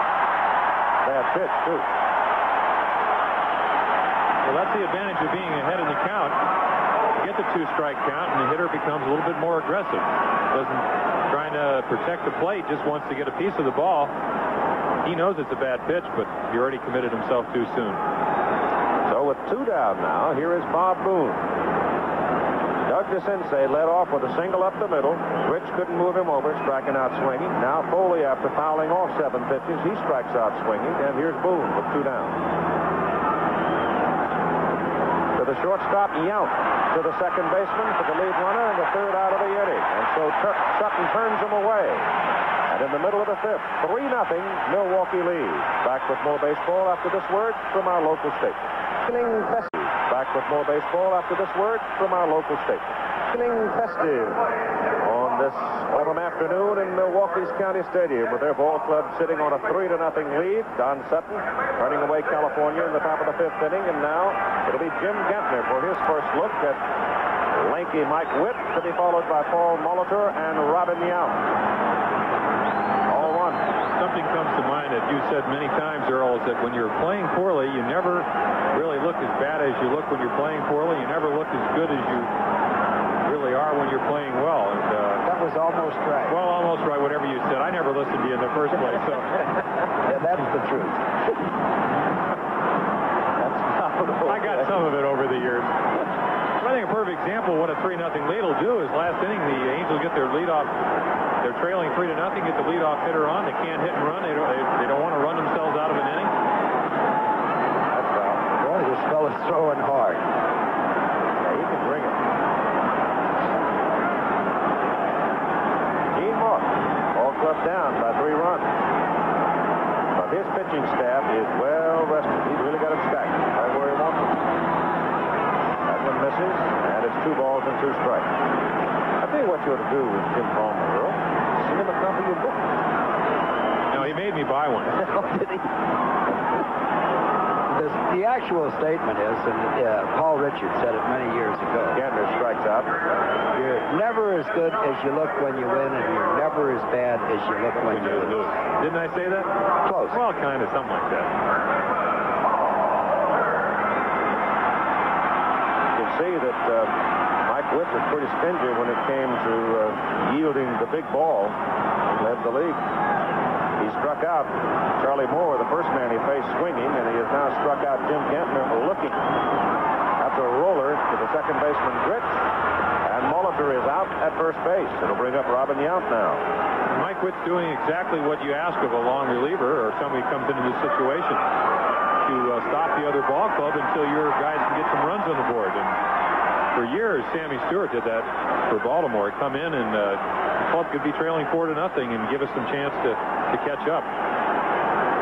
The worst part of that is if you get that performance that you're looking for, and Witt's in the ball game, and it looks like he's going to keep him close. But if you don't come back, you've wound up losing that pitcher for the next day or the day after.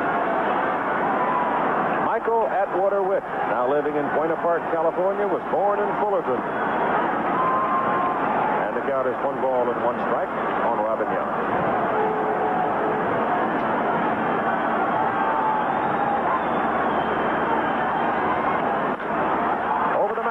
The middle and through. Robin Yount with a single up the middle, 2 out for Cecil Cooper. The crowd will go Cooper. Coming up tomorrow here on ABC, NCAA college football will fit in between the baseball games if the weather will allow, and we will have the undefeated Washington Huskies going against the California Golden Bears after the American League playoff game is finished, if we have one. And then following the college football will be the National League playoffs at 8 Eastern time. The college games are Iowa, Indiana, Southern Mississippi, Mississippi State, and Holy Cross Colgate. That's your local listing as Cooper steps in and takes ball 1.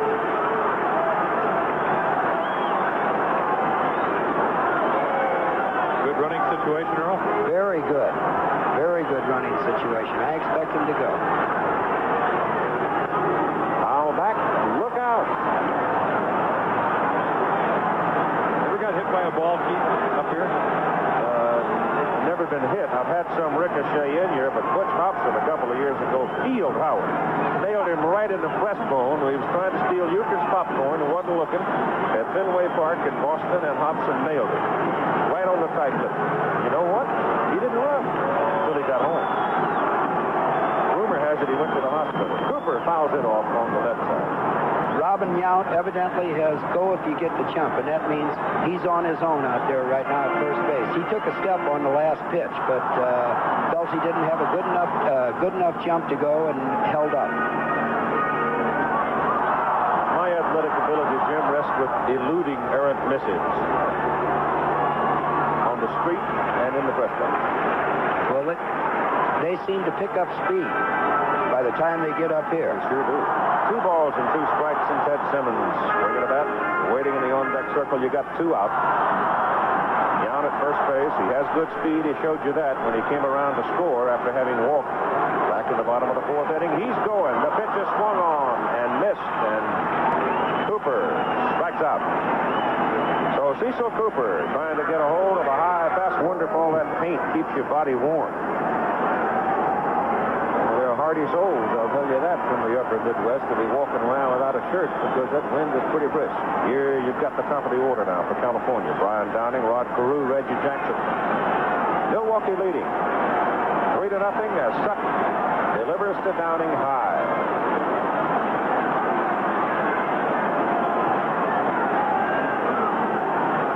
He lost in the 74 World Series. Dodgers did. Don had no decision.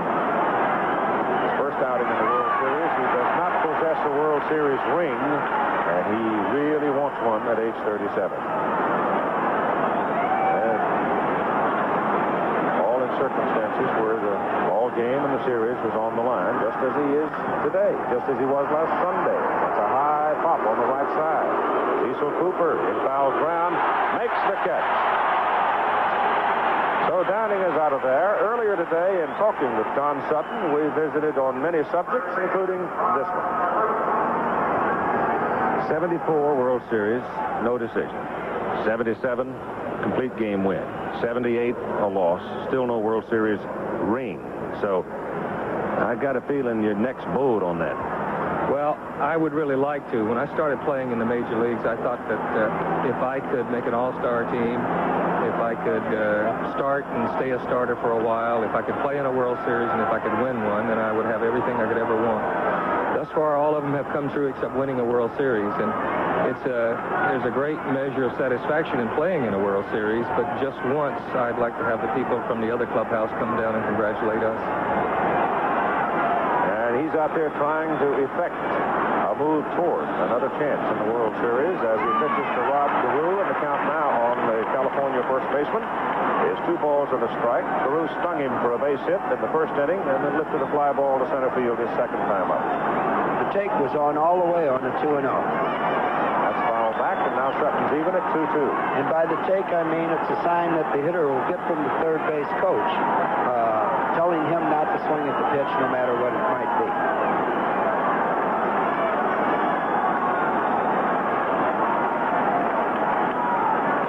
Rodney with 1 hit in the championship series, and he lifts it high. So Sutton has gone full to him, 3-2.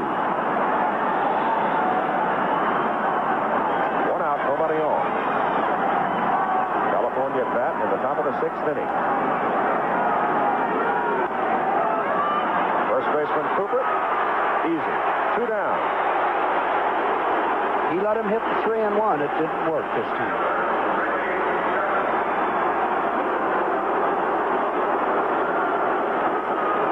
Roy Smoller, shortstop for the New York Yankees. Crowd.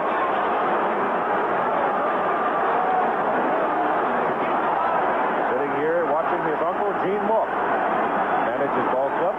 I rode up in the elevator with the whole family the other night, and I'm in there with Roy, and to tell you the truth, I really didn't, as many home runs as he's hit against us, I didn't recognize him. You know, he doesn't look as big. He never looks big. The ball just goes a long way. The ball just goes a long way, that's right. Now, I think Keith meant to say up close. He doesn't look as big as he does on the field. Right. It's to Jackson, swing and a miss, 1-1. That was the October swing.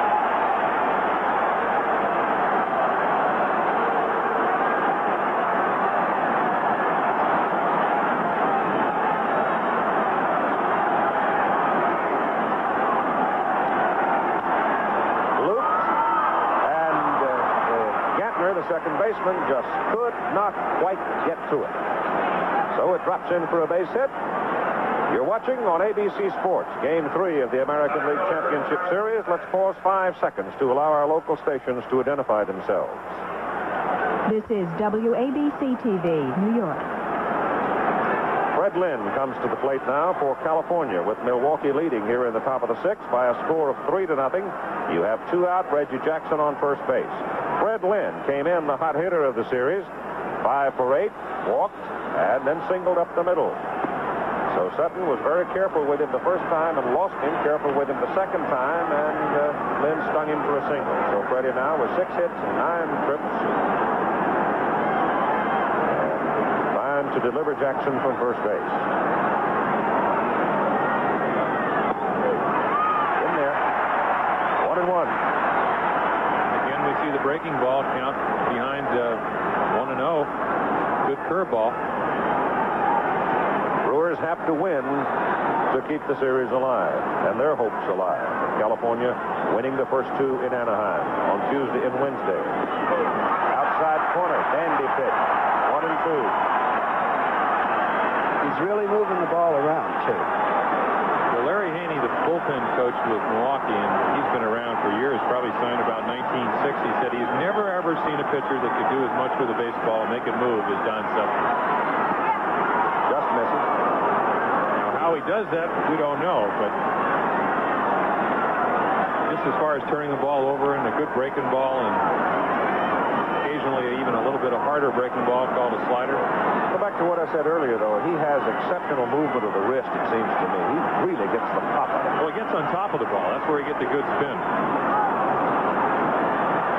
He's got the classic windup where if you're right-handed, the opposite shoulder, you always want to keep down. If you get it up, a lot of times you don't get on top of the ball. Don kind of tucks his head, and when he does that, he gets his shoulder in perfect position to release the ball. He's able to do that time after time after time. Full count. Then swings and misses and strikes out. So Don Sutton now has struck out 6, and the crowd is roaring as he gets Lynn to retire the side, stranding Reggie Jackson on first base. In the middle of the 6th, 3-0 Milwaukee. Brilliant autumn colors as we come back into the ballpark now for Ted Simmons, Gorman Thomas, and Ben Ogilvie against Mike Witt. Jeff Zahn started, went 3 2/3, and the Brewers chased it with 3 runs.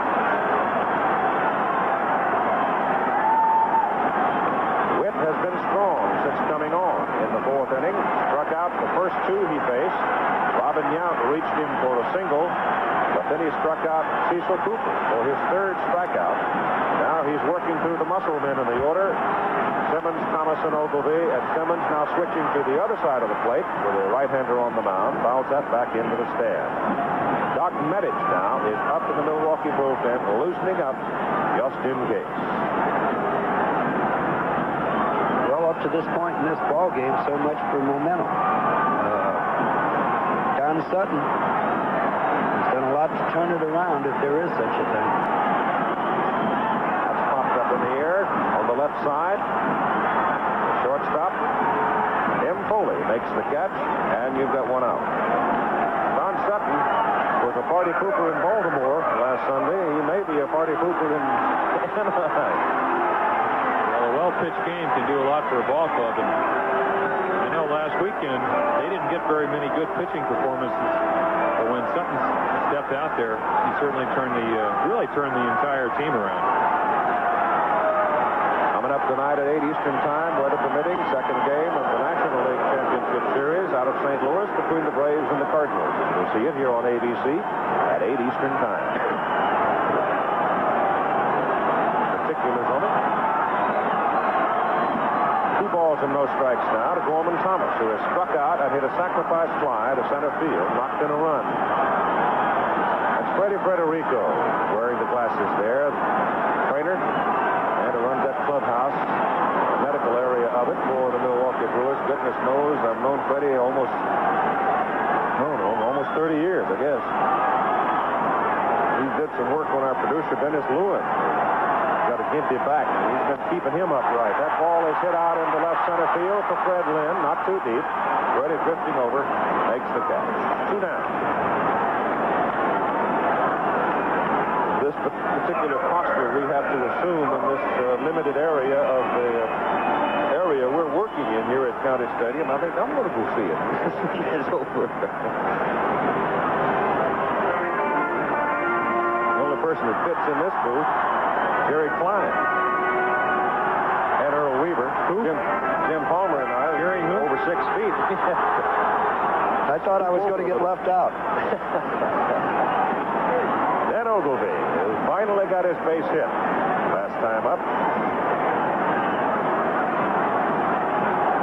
With a single down the right side. He got 2 out. And Witt throwing hard. 1 ball and 1 strike. The first pitch to the last hitter, Gorman Thomas, was up and in, but there was no purpose to it whatsoever. It's just a fellow throwing hard out on the mound and letting it go where it's going to go. 2-1 now to Benji.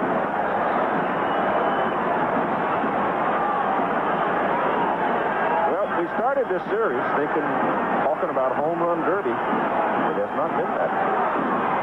Up in the air, DeSensei.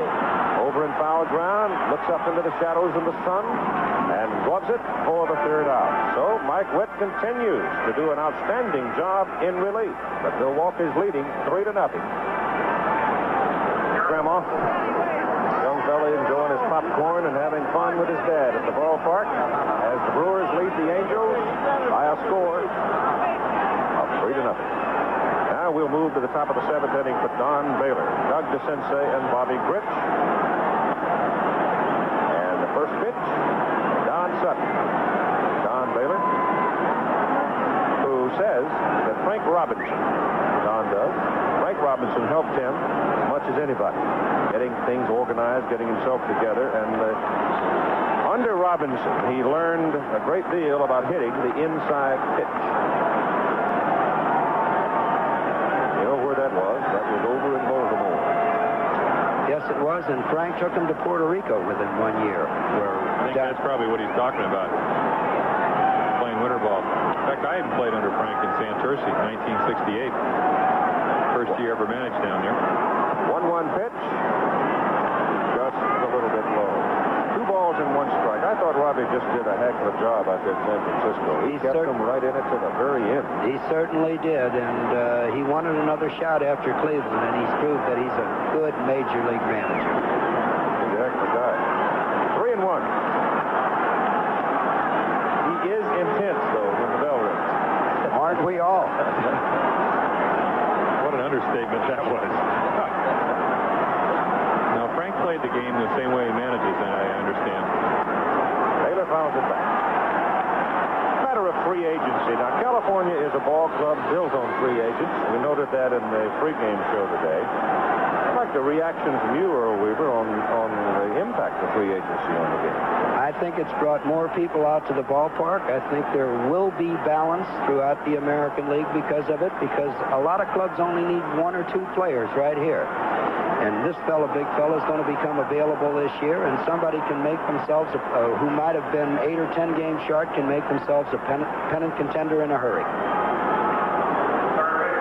Jim, how do you feel about it? Made a lot of players wealthier. I know that. I'm not so sure that, though, that the rich clubs don't have the more of advantage. I think that's the only unfair thing about it. I agree with Earl in many senses that it's helped a lot of ball clubs, but I think it puts a lot of pressure on some of the players too, and a lot of times it has a lot of fans having many more expectations from some of the players because of the salaries they're making. Don Baylor leading off, getting aboard. Second walk by Sutton, and now he pitches to DeSensei, and he's up with that pitch high, and DeSensei stung him on a high pitch back in the bottom of the 5th with a line drive up the middle. Now, the thing a manager has to worry about here is we know that Don Sutton did not want to walk Don Baylor. He'd even give in to him in that situation to keep the runners off the base, and that's when fatigue might be setting in. What do you think about that, John? Well, that's what you're trying to do out there. You don't want to get behind the leadoff hitter. He's probably the most important batter in every inning. You'll try to get that leadoff batter out. He went 3-1 on Baylor. He threw him a high fastball that he swung at, and then he came back with a breaking ball 3-2. So I guess he feels he has good command of that pitch, which he has all afternoon. Personally, I would have challenged him with a fastball, hoping he'd just swing the bat. One other note on this circumstance relative to Sutton, though. He has been behind now on 6 straight hitters. Well, that could be a sign of fatigue. The other thing, the off day is going... DeSensei, that ball came up and hit him right in the face. He grabbed his face, and now he is in obvious pain as the ball fouled off the plate, and it came right up and hit him in the face. Doug's had his nose broken 4 times, and he's not going to have it really fixed up until he leaves baseball. If that hit Doug in the nose, it could be very, very serious. Apparently it is, because he's reflecting the pain and the frustration of it. You see it ricochet right up into the face. Well, he also wears contact lenses, so that could cause some discomfort. They've got a little pad out. First day of spring training 1 year. On the first ground ball hit to Doug, it took a bad hop, hit him in the nose, and we lost Doug for a good 20, 25 days. Boy, that's an aggravating thing to have happen. He has had such a marvelous season.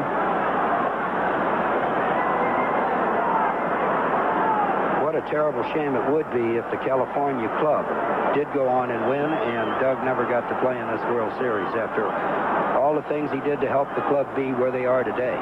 Ned Burgett trainer is out there administering to him. And it was a wicked blow.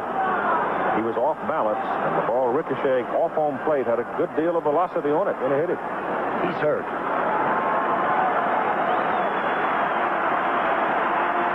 Another look at it. See that? Just came pop right up. Right off of the plate into the face. He's up now. He's taking a few deep breaths. He did have a bloody nose. There's no way we can tell from here as to how severe it is.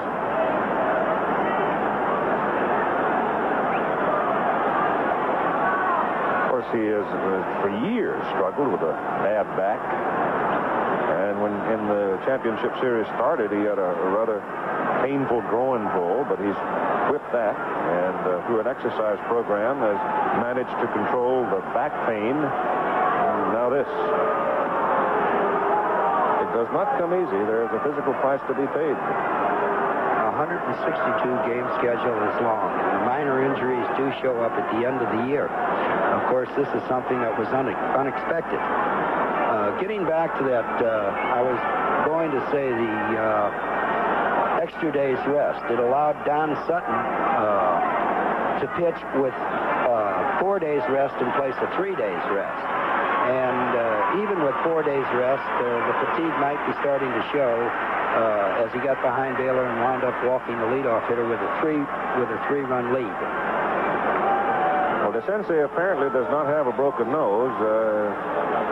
At least he's going to be able to stay in the ball game.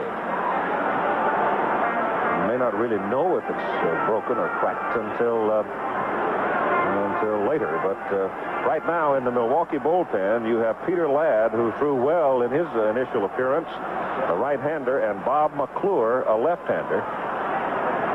So they're getting ready, warming up in the Milwaukee bullpen. And DeCinces now is back at the plate with a count of 1 ball and 1 strike with Don Baylor on first base and nobody out. Don Sutton goes high and away with it to make it 2-1.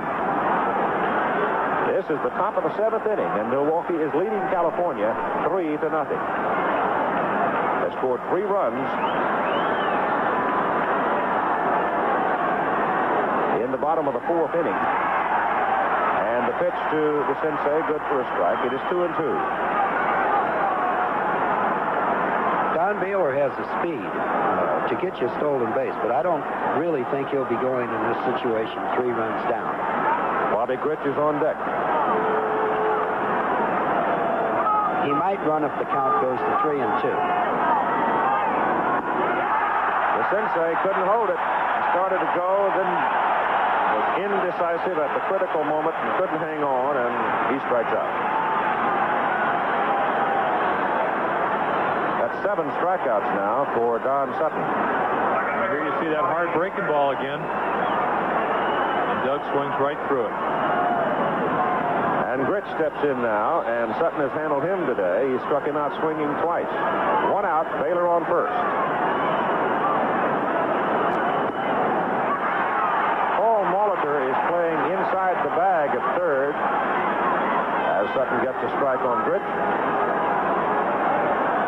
You really can't afford to let the tying run come to home plate. Bobby wants to get on base any way he can, and he would certainly bunt in this situation if Molitor gave it to him. Time called as Grich steps out. Now the left field has become the Sun field. Fly ball out there could be troublesome. Yes, see how the shadow and the bright sun right into the face of the left fielder.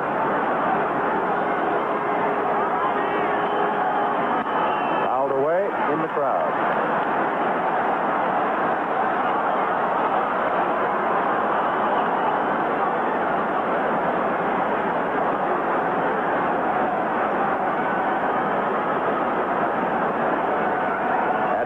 Sutton, 2 strikes on Grich. He struck him out the last 2 times with breaking balls, and we can see what he's going to pitch right here.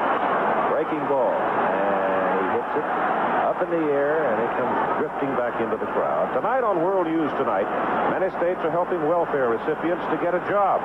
Watch World News Tonight. Check your local listing. Gene Mock's trying to get something started. He had Donnie Baylor running, opening up a hole on the infield, an extra hole. With one down. Close. 1 ball and 2 strikes. There's Gene.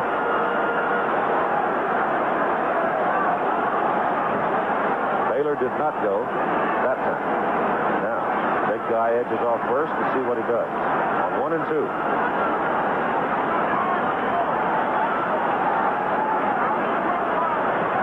Nope. Swing and a miss, and he struck out Bobby Gwitt 3 successive times. He now has 8 in the ball game. He has thrown 100 pitches.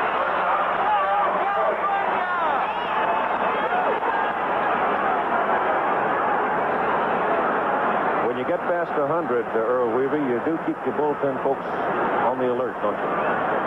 Yes, you do. But it's a funny situation because I've watched Jim throw 140 in a game, and oh my goodness, that was close.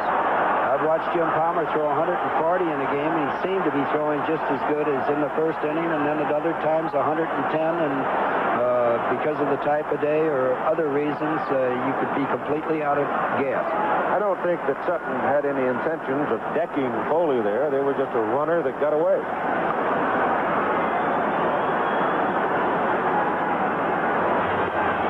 Two down, Baylor at first base. Johnny running certainly brought attention to himself, and Sutton's not going to forget about him now.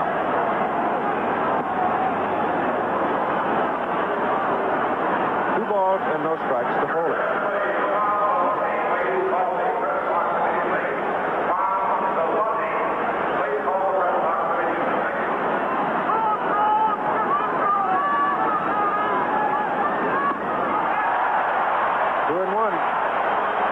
Type of cut where he was thinking he might get him back in the game in a hurry.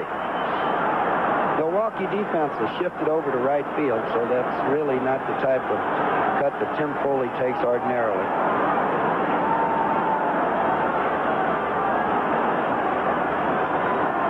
Well, the opinion of visiting is Foley that he's an athlete who knows his capabilities, knows who he is, and plays to them. And that's a huge ground ball down to Cecil Cooper. And Cooper steps on the bag to retire the side. Milwaukee 3-0, middle of the 7th.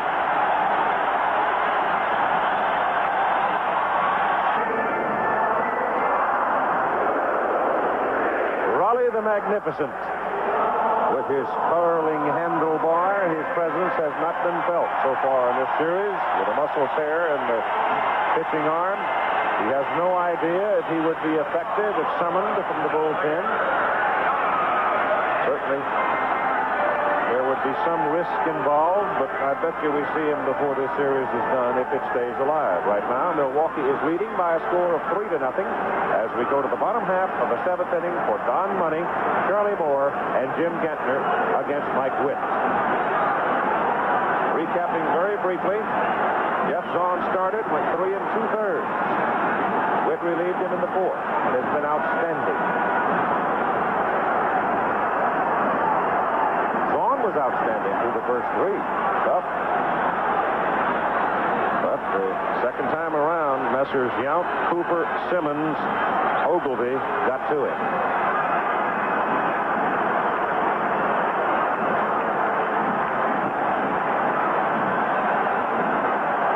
They're pulling some of the signs in. Somebody was hung a sign over that area out there and make them take it in.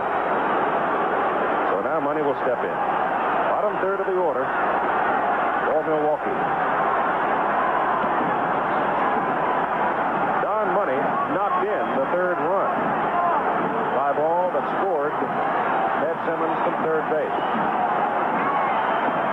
2 balls and no strikes. The way Don Sutton's pitching, California can't afford to give up any more.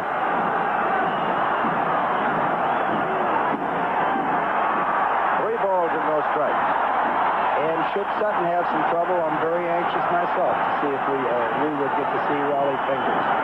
Hardy Keene standing next to him, Sal Bando. There's a strike. 3-1. Now let's see if Don Money will unbutton the shirt. I would don't think so. We know he's hitting if it's a strike. Well, the take wasn't on. It might have been something he wasn't looking for, but Yeah, about a 95-mile-per-hour fastball in the corner. Yeah. 3 balls and 2 strikes. This youngster can throw. Well, they got to 3-0 by throwing breaking balls, and here we'll be able to see whether he's going to challenge him with a fastball or try to fool him with a curveball. He challenged him. Lost it. Tough pitch to take, but looks like Witt wanted that pitch. First walk issued by Mike Witt since coming on in the 4th. Pinch runner. I think it's Marshall Edwards. Speed, very quick.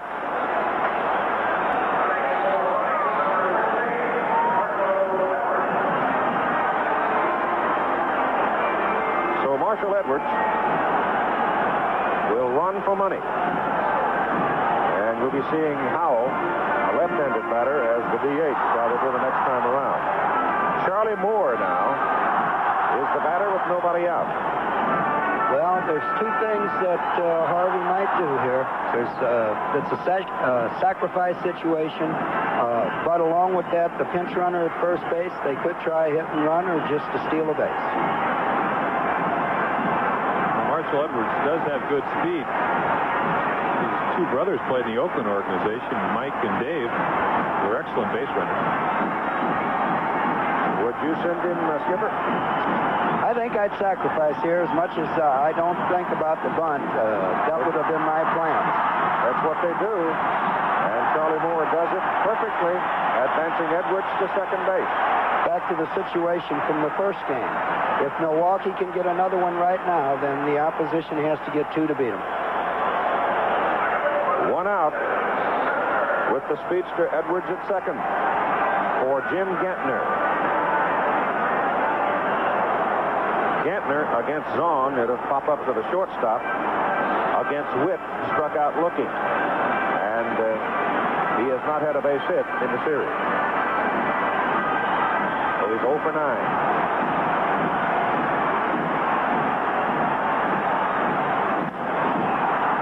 That's lifted in the air to right center field and hit pretty well. Fred Lynn moving over to make the catch.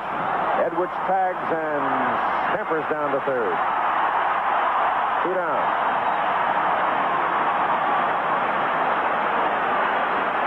Coming Wednesday, Diane Cannon has it all. At least that's what it says. The best of the good life. A husband on the East Coast, a husband on the West Coast. Special world premiere movie.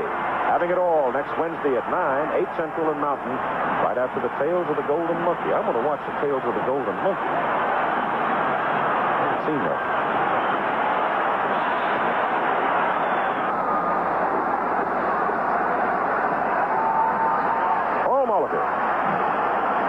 Hassler and Dave Goetz. Andy Hassler, left-hander. Dave Goetz, right-hander in the California bullpen. The sun is a problem now for the third baseman, dropping on down and is coming underneath the roof, and it's causing some trouble for Doug DeCinces, the third baseman. That's true. A high chopper down to third base, and the ball could get lost in the sun. See the shadows there now. There's a separation between the stands and the roof, and that's where that sun's coming from. It's bright. 2 balls and no strikes to Molitor. On the corner, 2-1. 2 out. Marshall Edwards over at third. Pitch might have been a little high. And outside, but Richie Garcia is a very consistent umpire. At least when you go out there as a hitter or a pitcher, you know what kind of pitches he's going to call. Tapper. And it tips away foul. Edwards will go back to third base.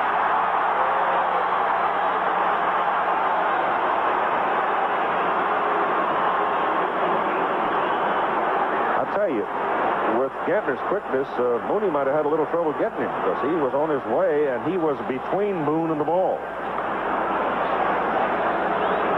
There you can see the problem that Doug DeCinces, from his position now, look up. And there's where that sun is coming in from. Right above it, of course, a very high sky.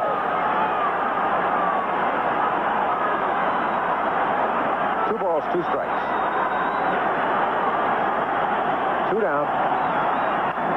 Ball is well hit to left. Downing is going. It's gone.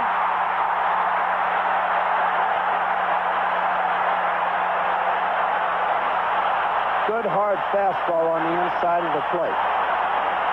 Jim Palmer said it was a slider. Have to take a peek and see.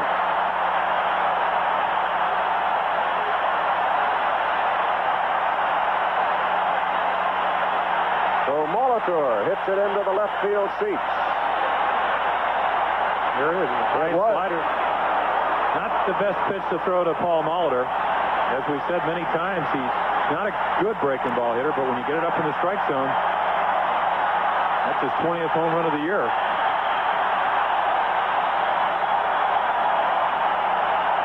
And the crowd is happy as Robin Yount steps in, and it's a 5-0 Milwaukee lead here in the bottom of the 7th inning. Molitor jumped on a 2-2 pitch and parked it.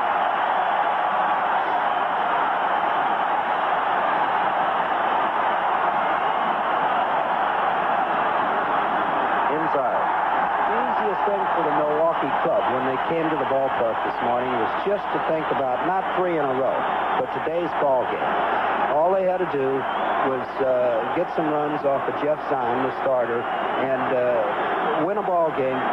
And then you can go home with a little more confidence and come back and say the same thing to yourself tomorrow.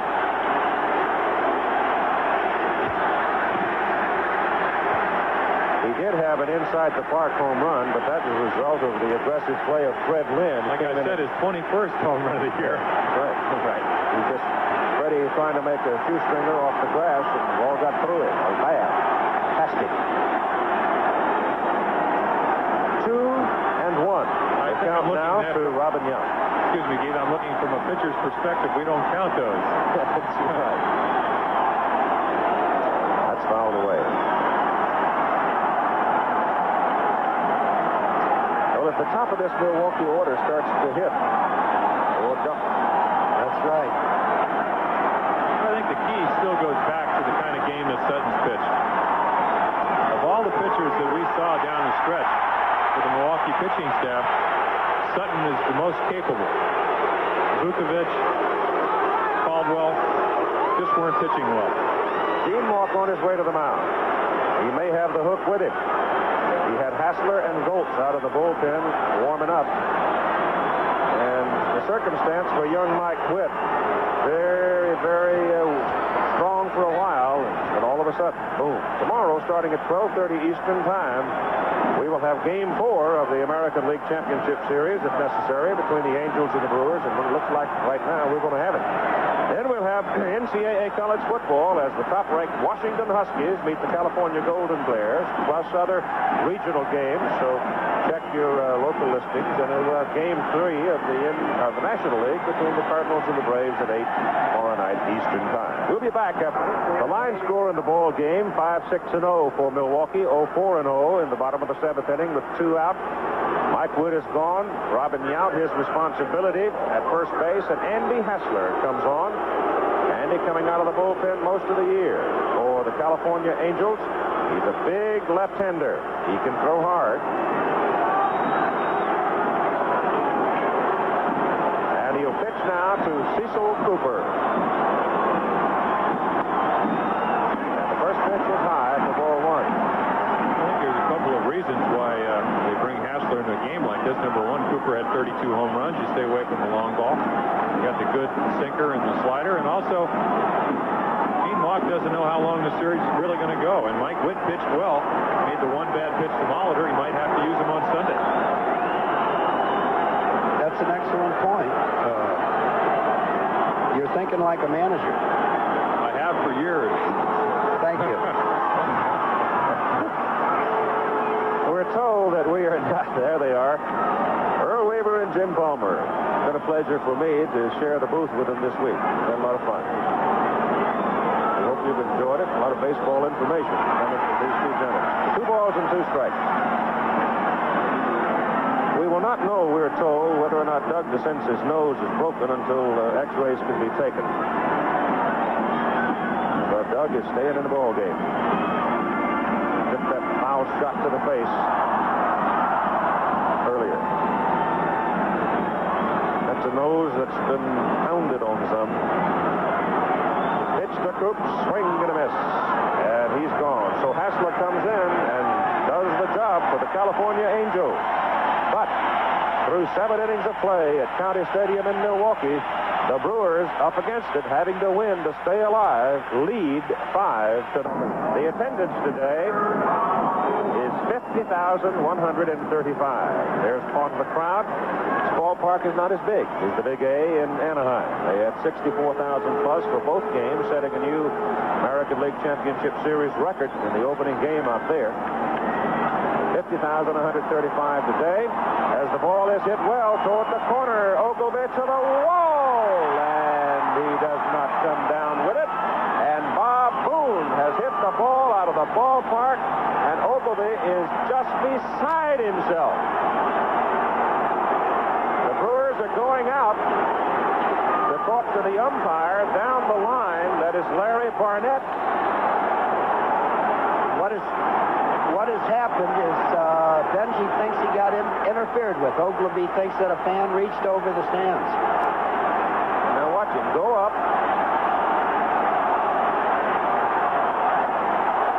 Kid leaning over the rail out there caught the ball. I don't know if Benji could have reached it or not, but he certainly was denied the ultimate opportunity, wasn't he? That's a shame. That's a shame that this has to happen. See him right there. He just reaches down and makes the catch. And the Brewers complaining that they should be entitled, the man is entitled to have a fair chance to make the catch. And they're arguing, Harvey Keene is out on the field now arguing that there was interference. All right, I'm going to see if I can find the fan in the stands that reached over. And it's a shame now that the umpires have to go through something like that.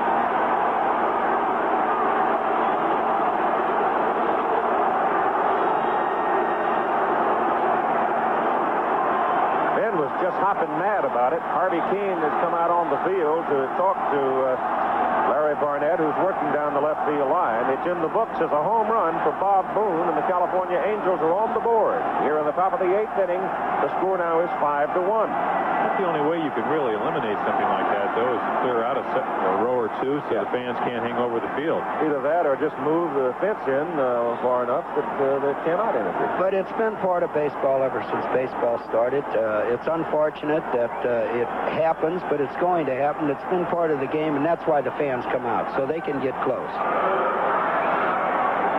Now the top of the order, Ryan Downey to face Don Sutton. 5-1. And one would think the Milwaukee bullpen might get busy now. Time is called for a moment. Al Clark down at third base. The umpire there has called the time. And we've got somebody throwing a sign over the side, so they're going to make a move that sign out of there before we continue. Now we're ready to go.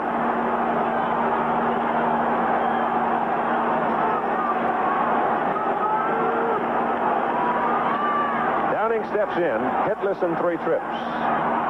Pops him up. Gorman Thomas, short center field, makes the catch. 1 down.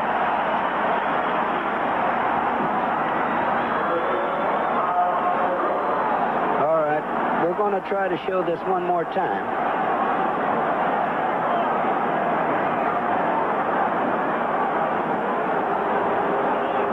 Watch him reach down, make the catch. That's right, he's got it. And if he's a Brewer fan, he did not exercise very good judgment, did he?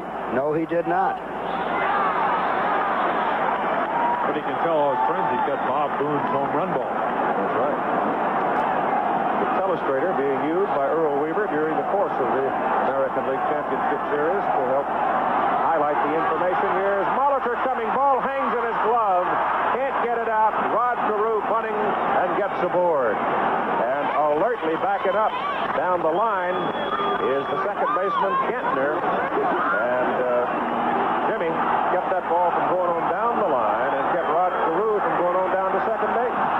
Well, Molitor guessed with him. He was in close enough, but Rodney put that ball right down there where he But he really wasn't in close enough. I have this theory that, and here you see Rodney drop the ball down. Excellent bunter, as we've said. If he was in close enough, he wouldn't have had to make a running play like that. And with Carew with a bad wrist, you wonder why you'd not try to make him hit the ball by you. At least that's my opinion. You would, and how many times have you woke me up in a dugout and made me bring that third baseman in? Many. That's probably why you're retiring. It just seems what you do is you take away one of Carew's strengths by making sure that he doesn't bunt. Reggie Jackson at the plate now with one out. Carew on first base. A home run for Boone with an aid from a fan out in left field. Strike one to Jackson. That reminds me of a World Series where Pete Rose played at third base for Cincinnati and played about 40 feet away from home plate to allow Mickey Rivers never to even think about bunting.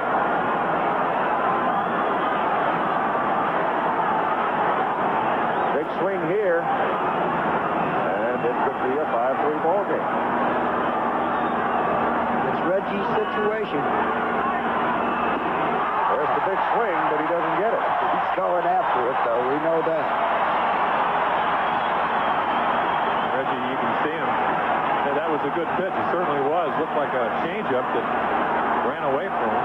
Excellent spot. Off speed. Tough pitch to hit.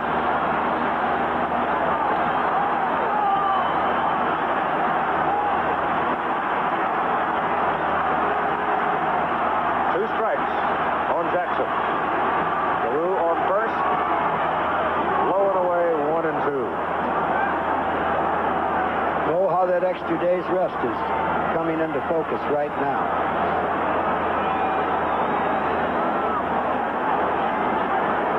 It'll be amazing to me.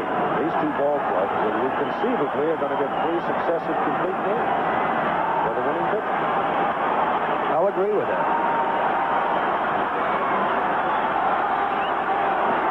Swing and a miss. Struck him out. Third time today, Sutton has struck out Jackson.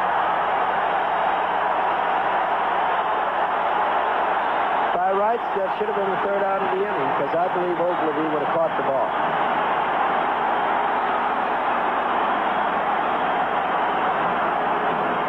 Here again, there's that breaking ball. Breaks blown away. Reggie can't get to it. Tremendous command of the curveball. I'll tell you one thing. He's going to sell a lot of folks going to be at 37 years of age going to be mixing raw eggs and orange juice. To start a hard day, because he says that's all he eats. I'm going to be 37 next year. I think that I might even adopt that diet. Redlin with 2 out. Also capable of the long ball, obviously, and he slices that one foul. Ogilvie is going to the corner. Can't hold on. The ball drops in the corner. Carew comes to the plate to score. And let's see whether or not Ogilvie might have hurt himself as Red Lynn stands at second. He did, Keith. Tremendous effort on that ball. Difficult play. Fighting the sun. Ball slicing away from him. When you're running that fast, that wall comes up on you in a hurry. Pretty good pitch. A fastball away. Freddie Lynn, who played for Fenway Park for years, can hit the ball well to left field. Being taken here for Ben Ogilvie. Trainer is on his way out. See what he can do with him. You'll see the ball hits right in the pocket of the glove or the bottom of the pocket. I'm sure he's worried about the wall, and you can see the collision there. And it was another real tough call for Larry Barnett. He was right out there on top of the play. The advantage in the playoffs in the World Series, you have the extra umpires, and they're already down the foul line. He'll stay. Took a pretty good jolt, but he'll stay. The wall here does not have the give that the wall at Anaheim Stadium has. That's almost a flexible thing they've got out there.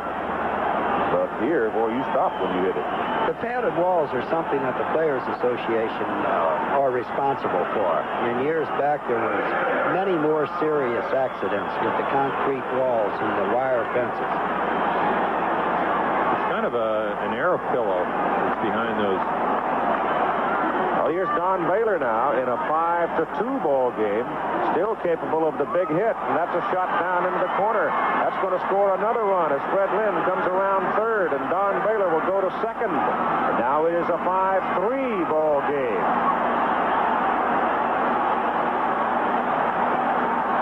Doug the Sensei comes to bat as the tying run, and here comes Harvey Keene. And he's got the hook.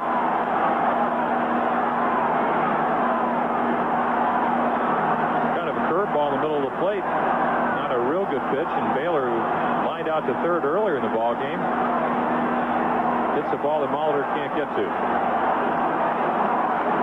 So Harvey Keene is going to the pin, and the name that jumps into your mind right away is Raleigh Fingers. But you'll not get Fingers, you will get Peter Ladd. But I think we'll probably see Fingers get up if they do bring Ladd into the ball game. Ladd is the right-hander, throws hard, uses a changeup. There's Raleigh Fingers, who has not thrown today. I'm sure the performance of Ladd the other night has a lot to do with his being back in this situation. Well, apparently Harvey hasn't made up his mind, and he's not gonna until Rich Garcia, the umpire, says, let's get along with it.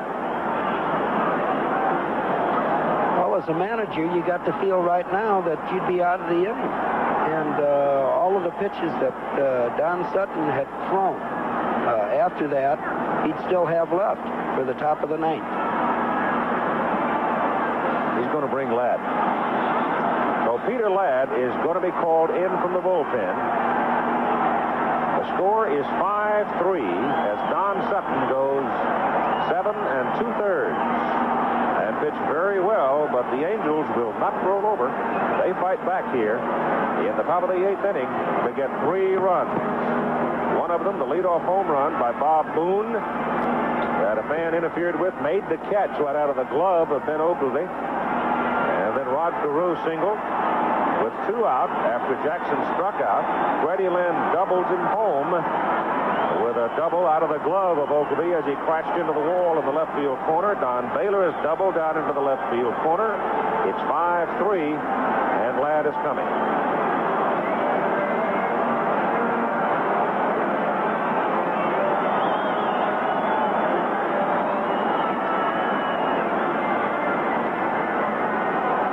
So here's the youngster coming on in relief of Don Sutton. Came in the other night, faced 3 men, struck out 3 men. Of course, the score was 8-3 with his team trailing. A little more pressure now.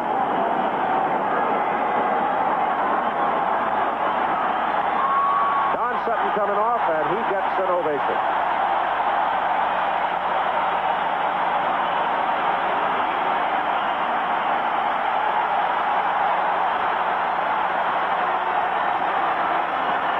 Peter Ladd comes in to warm up before the ball game.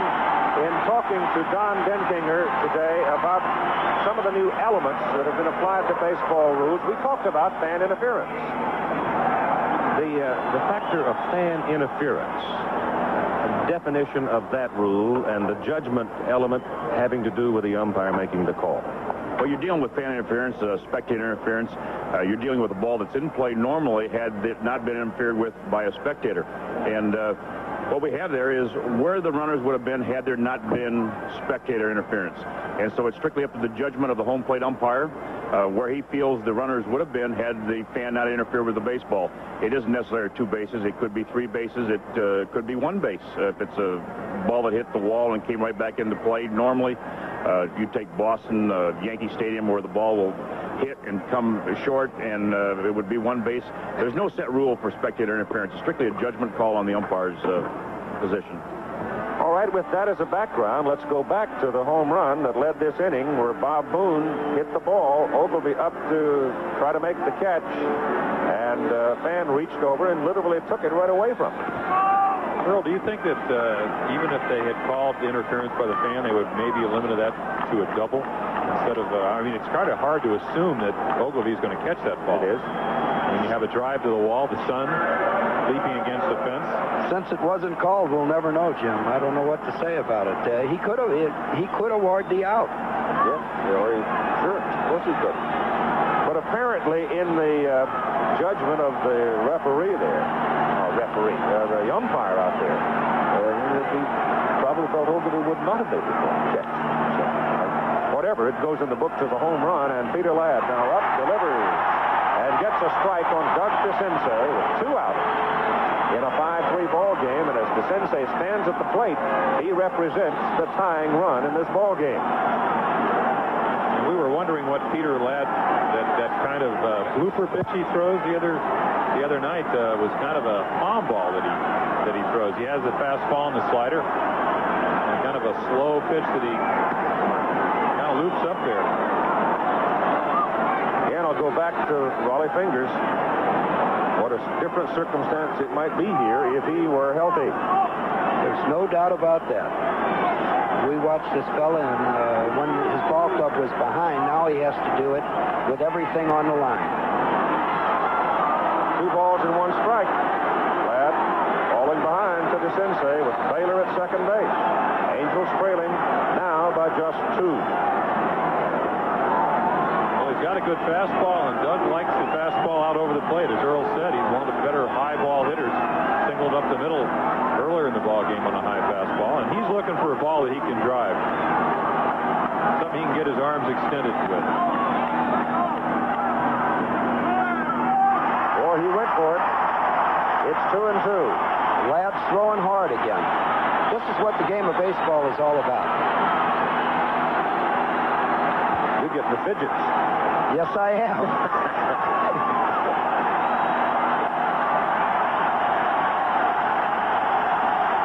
Well, this crowd is into it.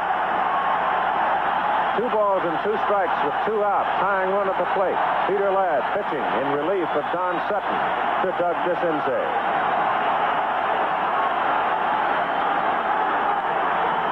To the hole. Cut off by Molitor. False throw in time. And Ladd comes in and slams the door as the Angels threaten to come all the way back and even it up. It's 5-3 Milwaukee. Middle of the 8th. Back after this message and the word from our local station. Ed Simmons for the Milwaukee Brewers in the bottom of the 8th inning. To be followed by Gorman Thomas, then Ogilvy. Milwaukee 5, California 3. Andy Hassler, the 3rd California pitcher, with a 2-strike count now on Ted Simmons. California is scheduled to send Grich, Foley, and Boone to the plate in the top of the 9th inning. Andy Hassler's job now to keep the Brewers under control. Bouncing ball to the shortstop. Foley throws him out, 1 down as Thomas comes to the plate. Getting back to the call in left field, Larry Barnett, in my opinion, missed the call. But the umpiring profession, the umpires are human beings, and he called it the way he saw it, and that's the way you have to do it, and let the chips fall where they may. Yeah, but if you'd been against your ball club, you'd have been 9 feet in the air on your way out there. That's probably the truth, and that's why I was loved, asked to leave 89 times. Pitch to Thomas, good for a strike from Hassler. You can put any kind of camera angle on you want, and you really can't see it the way that he had to see it to make the call. I don't care how fancy your coverage can be, it's still not quite the same. And there's Gorman Thomas hitting a fly ball into medium center field for Fred Lynn. 2 outs. Now it's Ogilvy.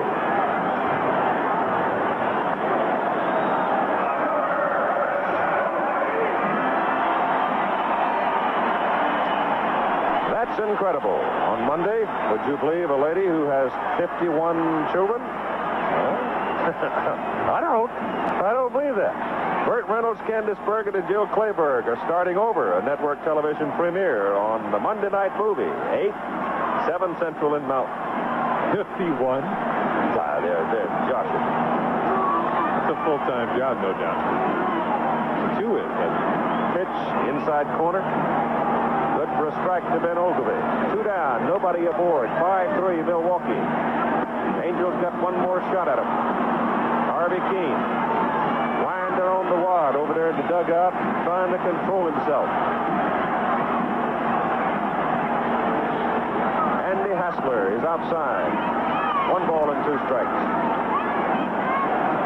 That's Marshall Edwards standing in the on-deck circle, and he stays in the DH spot. My feelings in a situation like this, I'm more nervous trying to protect the 5-3 lead than there's a bloop into left field and a good play by Tim Foley. But Tim Foley with his back to the plate, back to the hitter, going out, making the catch to retire the side. So Andy Hassler does his job. He shuts down the Milwaukee Brewers in the bottom of the 8th. One more chance for the California Angels. Raleigh Fingers is now up and throwing in the Milwaukee bullpen. He is throwing behind Peter Linwood Ladd, who split this past season between Vancouver and Milwaukee. He was 10-2 with the Canadians in Vancouver before coming to the big club. And he pitches to Bobby Gritt, and he burns a fastball in for a strike. Gene Mauch had the take on trying to get a runner on base to get the tying run to home plate. Brewers leading the Angels 5-3 in the top of the 9th inning. Foul back, and Ladd has the edge at 0-2.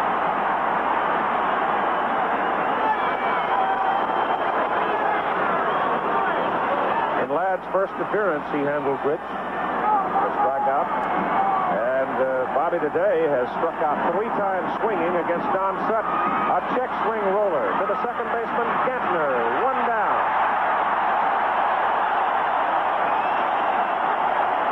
Yeah, well, I was saying last inning about being nervous in Mauch's position. I'd be more nervous than trying to get back in the ballgame. I really don't know if Gene is or how Harvey feels, but that fellow right there, Gene Autry. I would think that Gene is doing a little rooting right now. Just turned 75 a few days ago.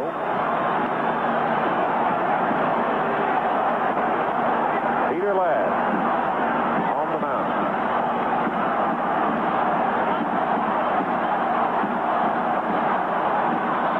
Just saw a picture of Don Sutton.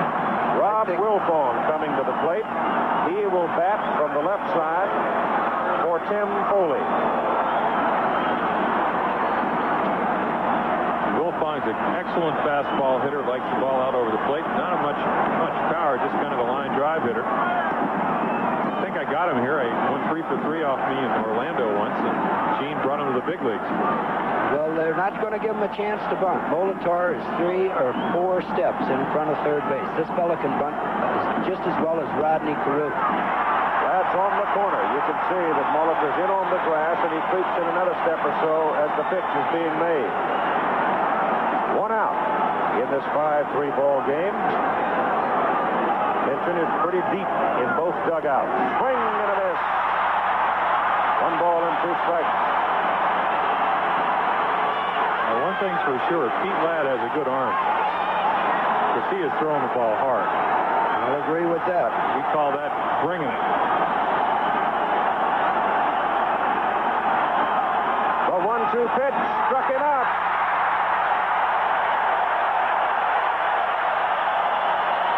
Now it's up to Bob Boone. The executive producer of ABC Sports is Roone Arledge. Coverage of the American League Championship Series being produced by Dennis Lewin.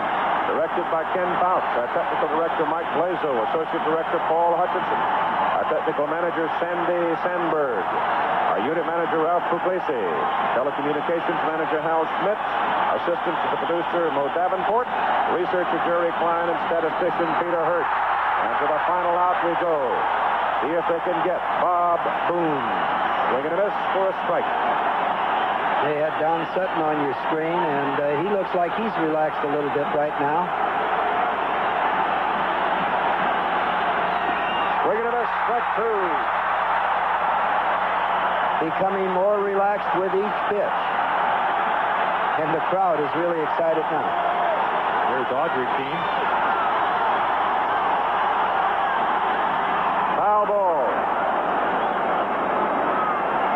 Well, we talked about the home fans' influence, and if they were out in Anaheim, they certainly wouldn't be on their feet. It means a lot when you have the home fans rooting. They got great fans here in Milwaukee.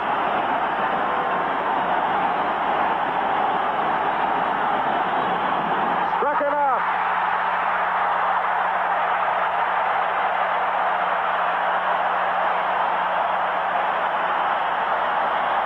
Brewers win 5-3. And this youngster, Peter Ladd, making himself a name, isn't he? Yes, he is, and we saw a very good ball game today. The biggest. It was 5-0. Brewers looked like they had a handle on it. Then bang, bang, bang. The Angels come battling back. And they chased Don Sutton in the 8th inning. But Peter Ladd comes out of the bullpen and slams the door, saving the game for Don Sutton. Jeff Zahn, the loser. Home runs by Paul Molitor and Bob Boone. Once again, the final score, Milwaukee 5, California 3. Be sure to watch ABC's World News Tonight, featuring a report on how some states are helping welfare recipients get jobs. World News Tonight coming up on ABC. Keith Jackson, Earl Weaver, and Jim Palmer from County Stadium in Milwaukee. Stay tuned for coverage of Game 2 of the National League Championship Series, getting underway at 8 Eastern Time tonight. And tomorrow at 12:30 Eastern Time, we'll be bringing you Game 4 of the American League Championship Series. Travel arrangements made through, promotional fee paid by United Airlines. United flies more people to Hawaii than any other airline. That's what Friendly Skies are all about. This a presentation of ABC Sports.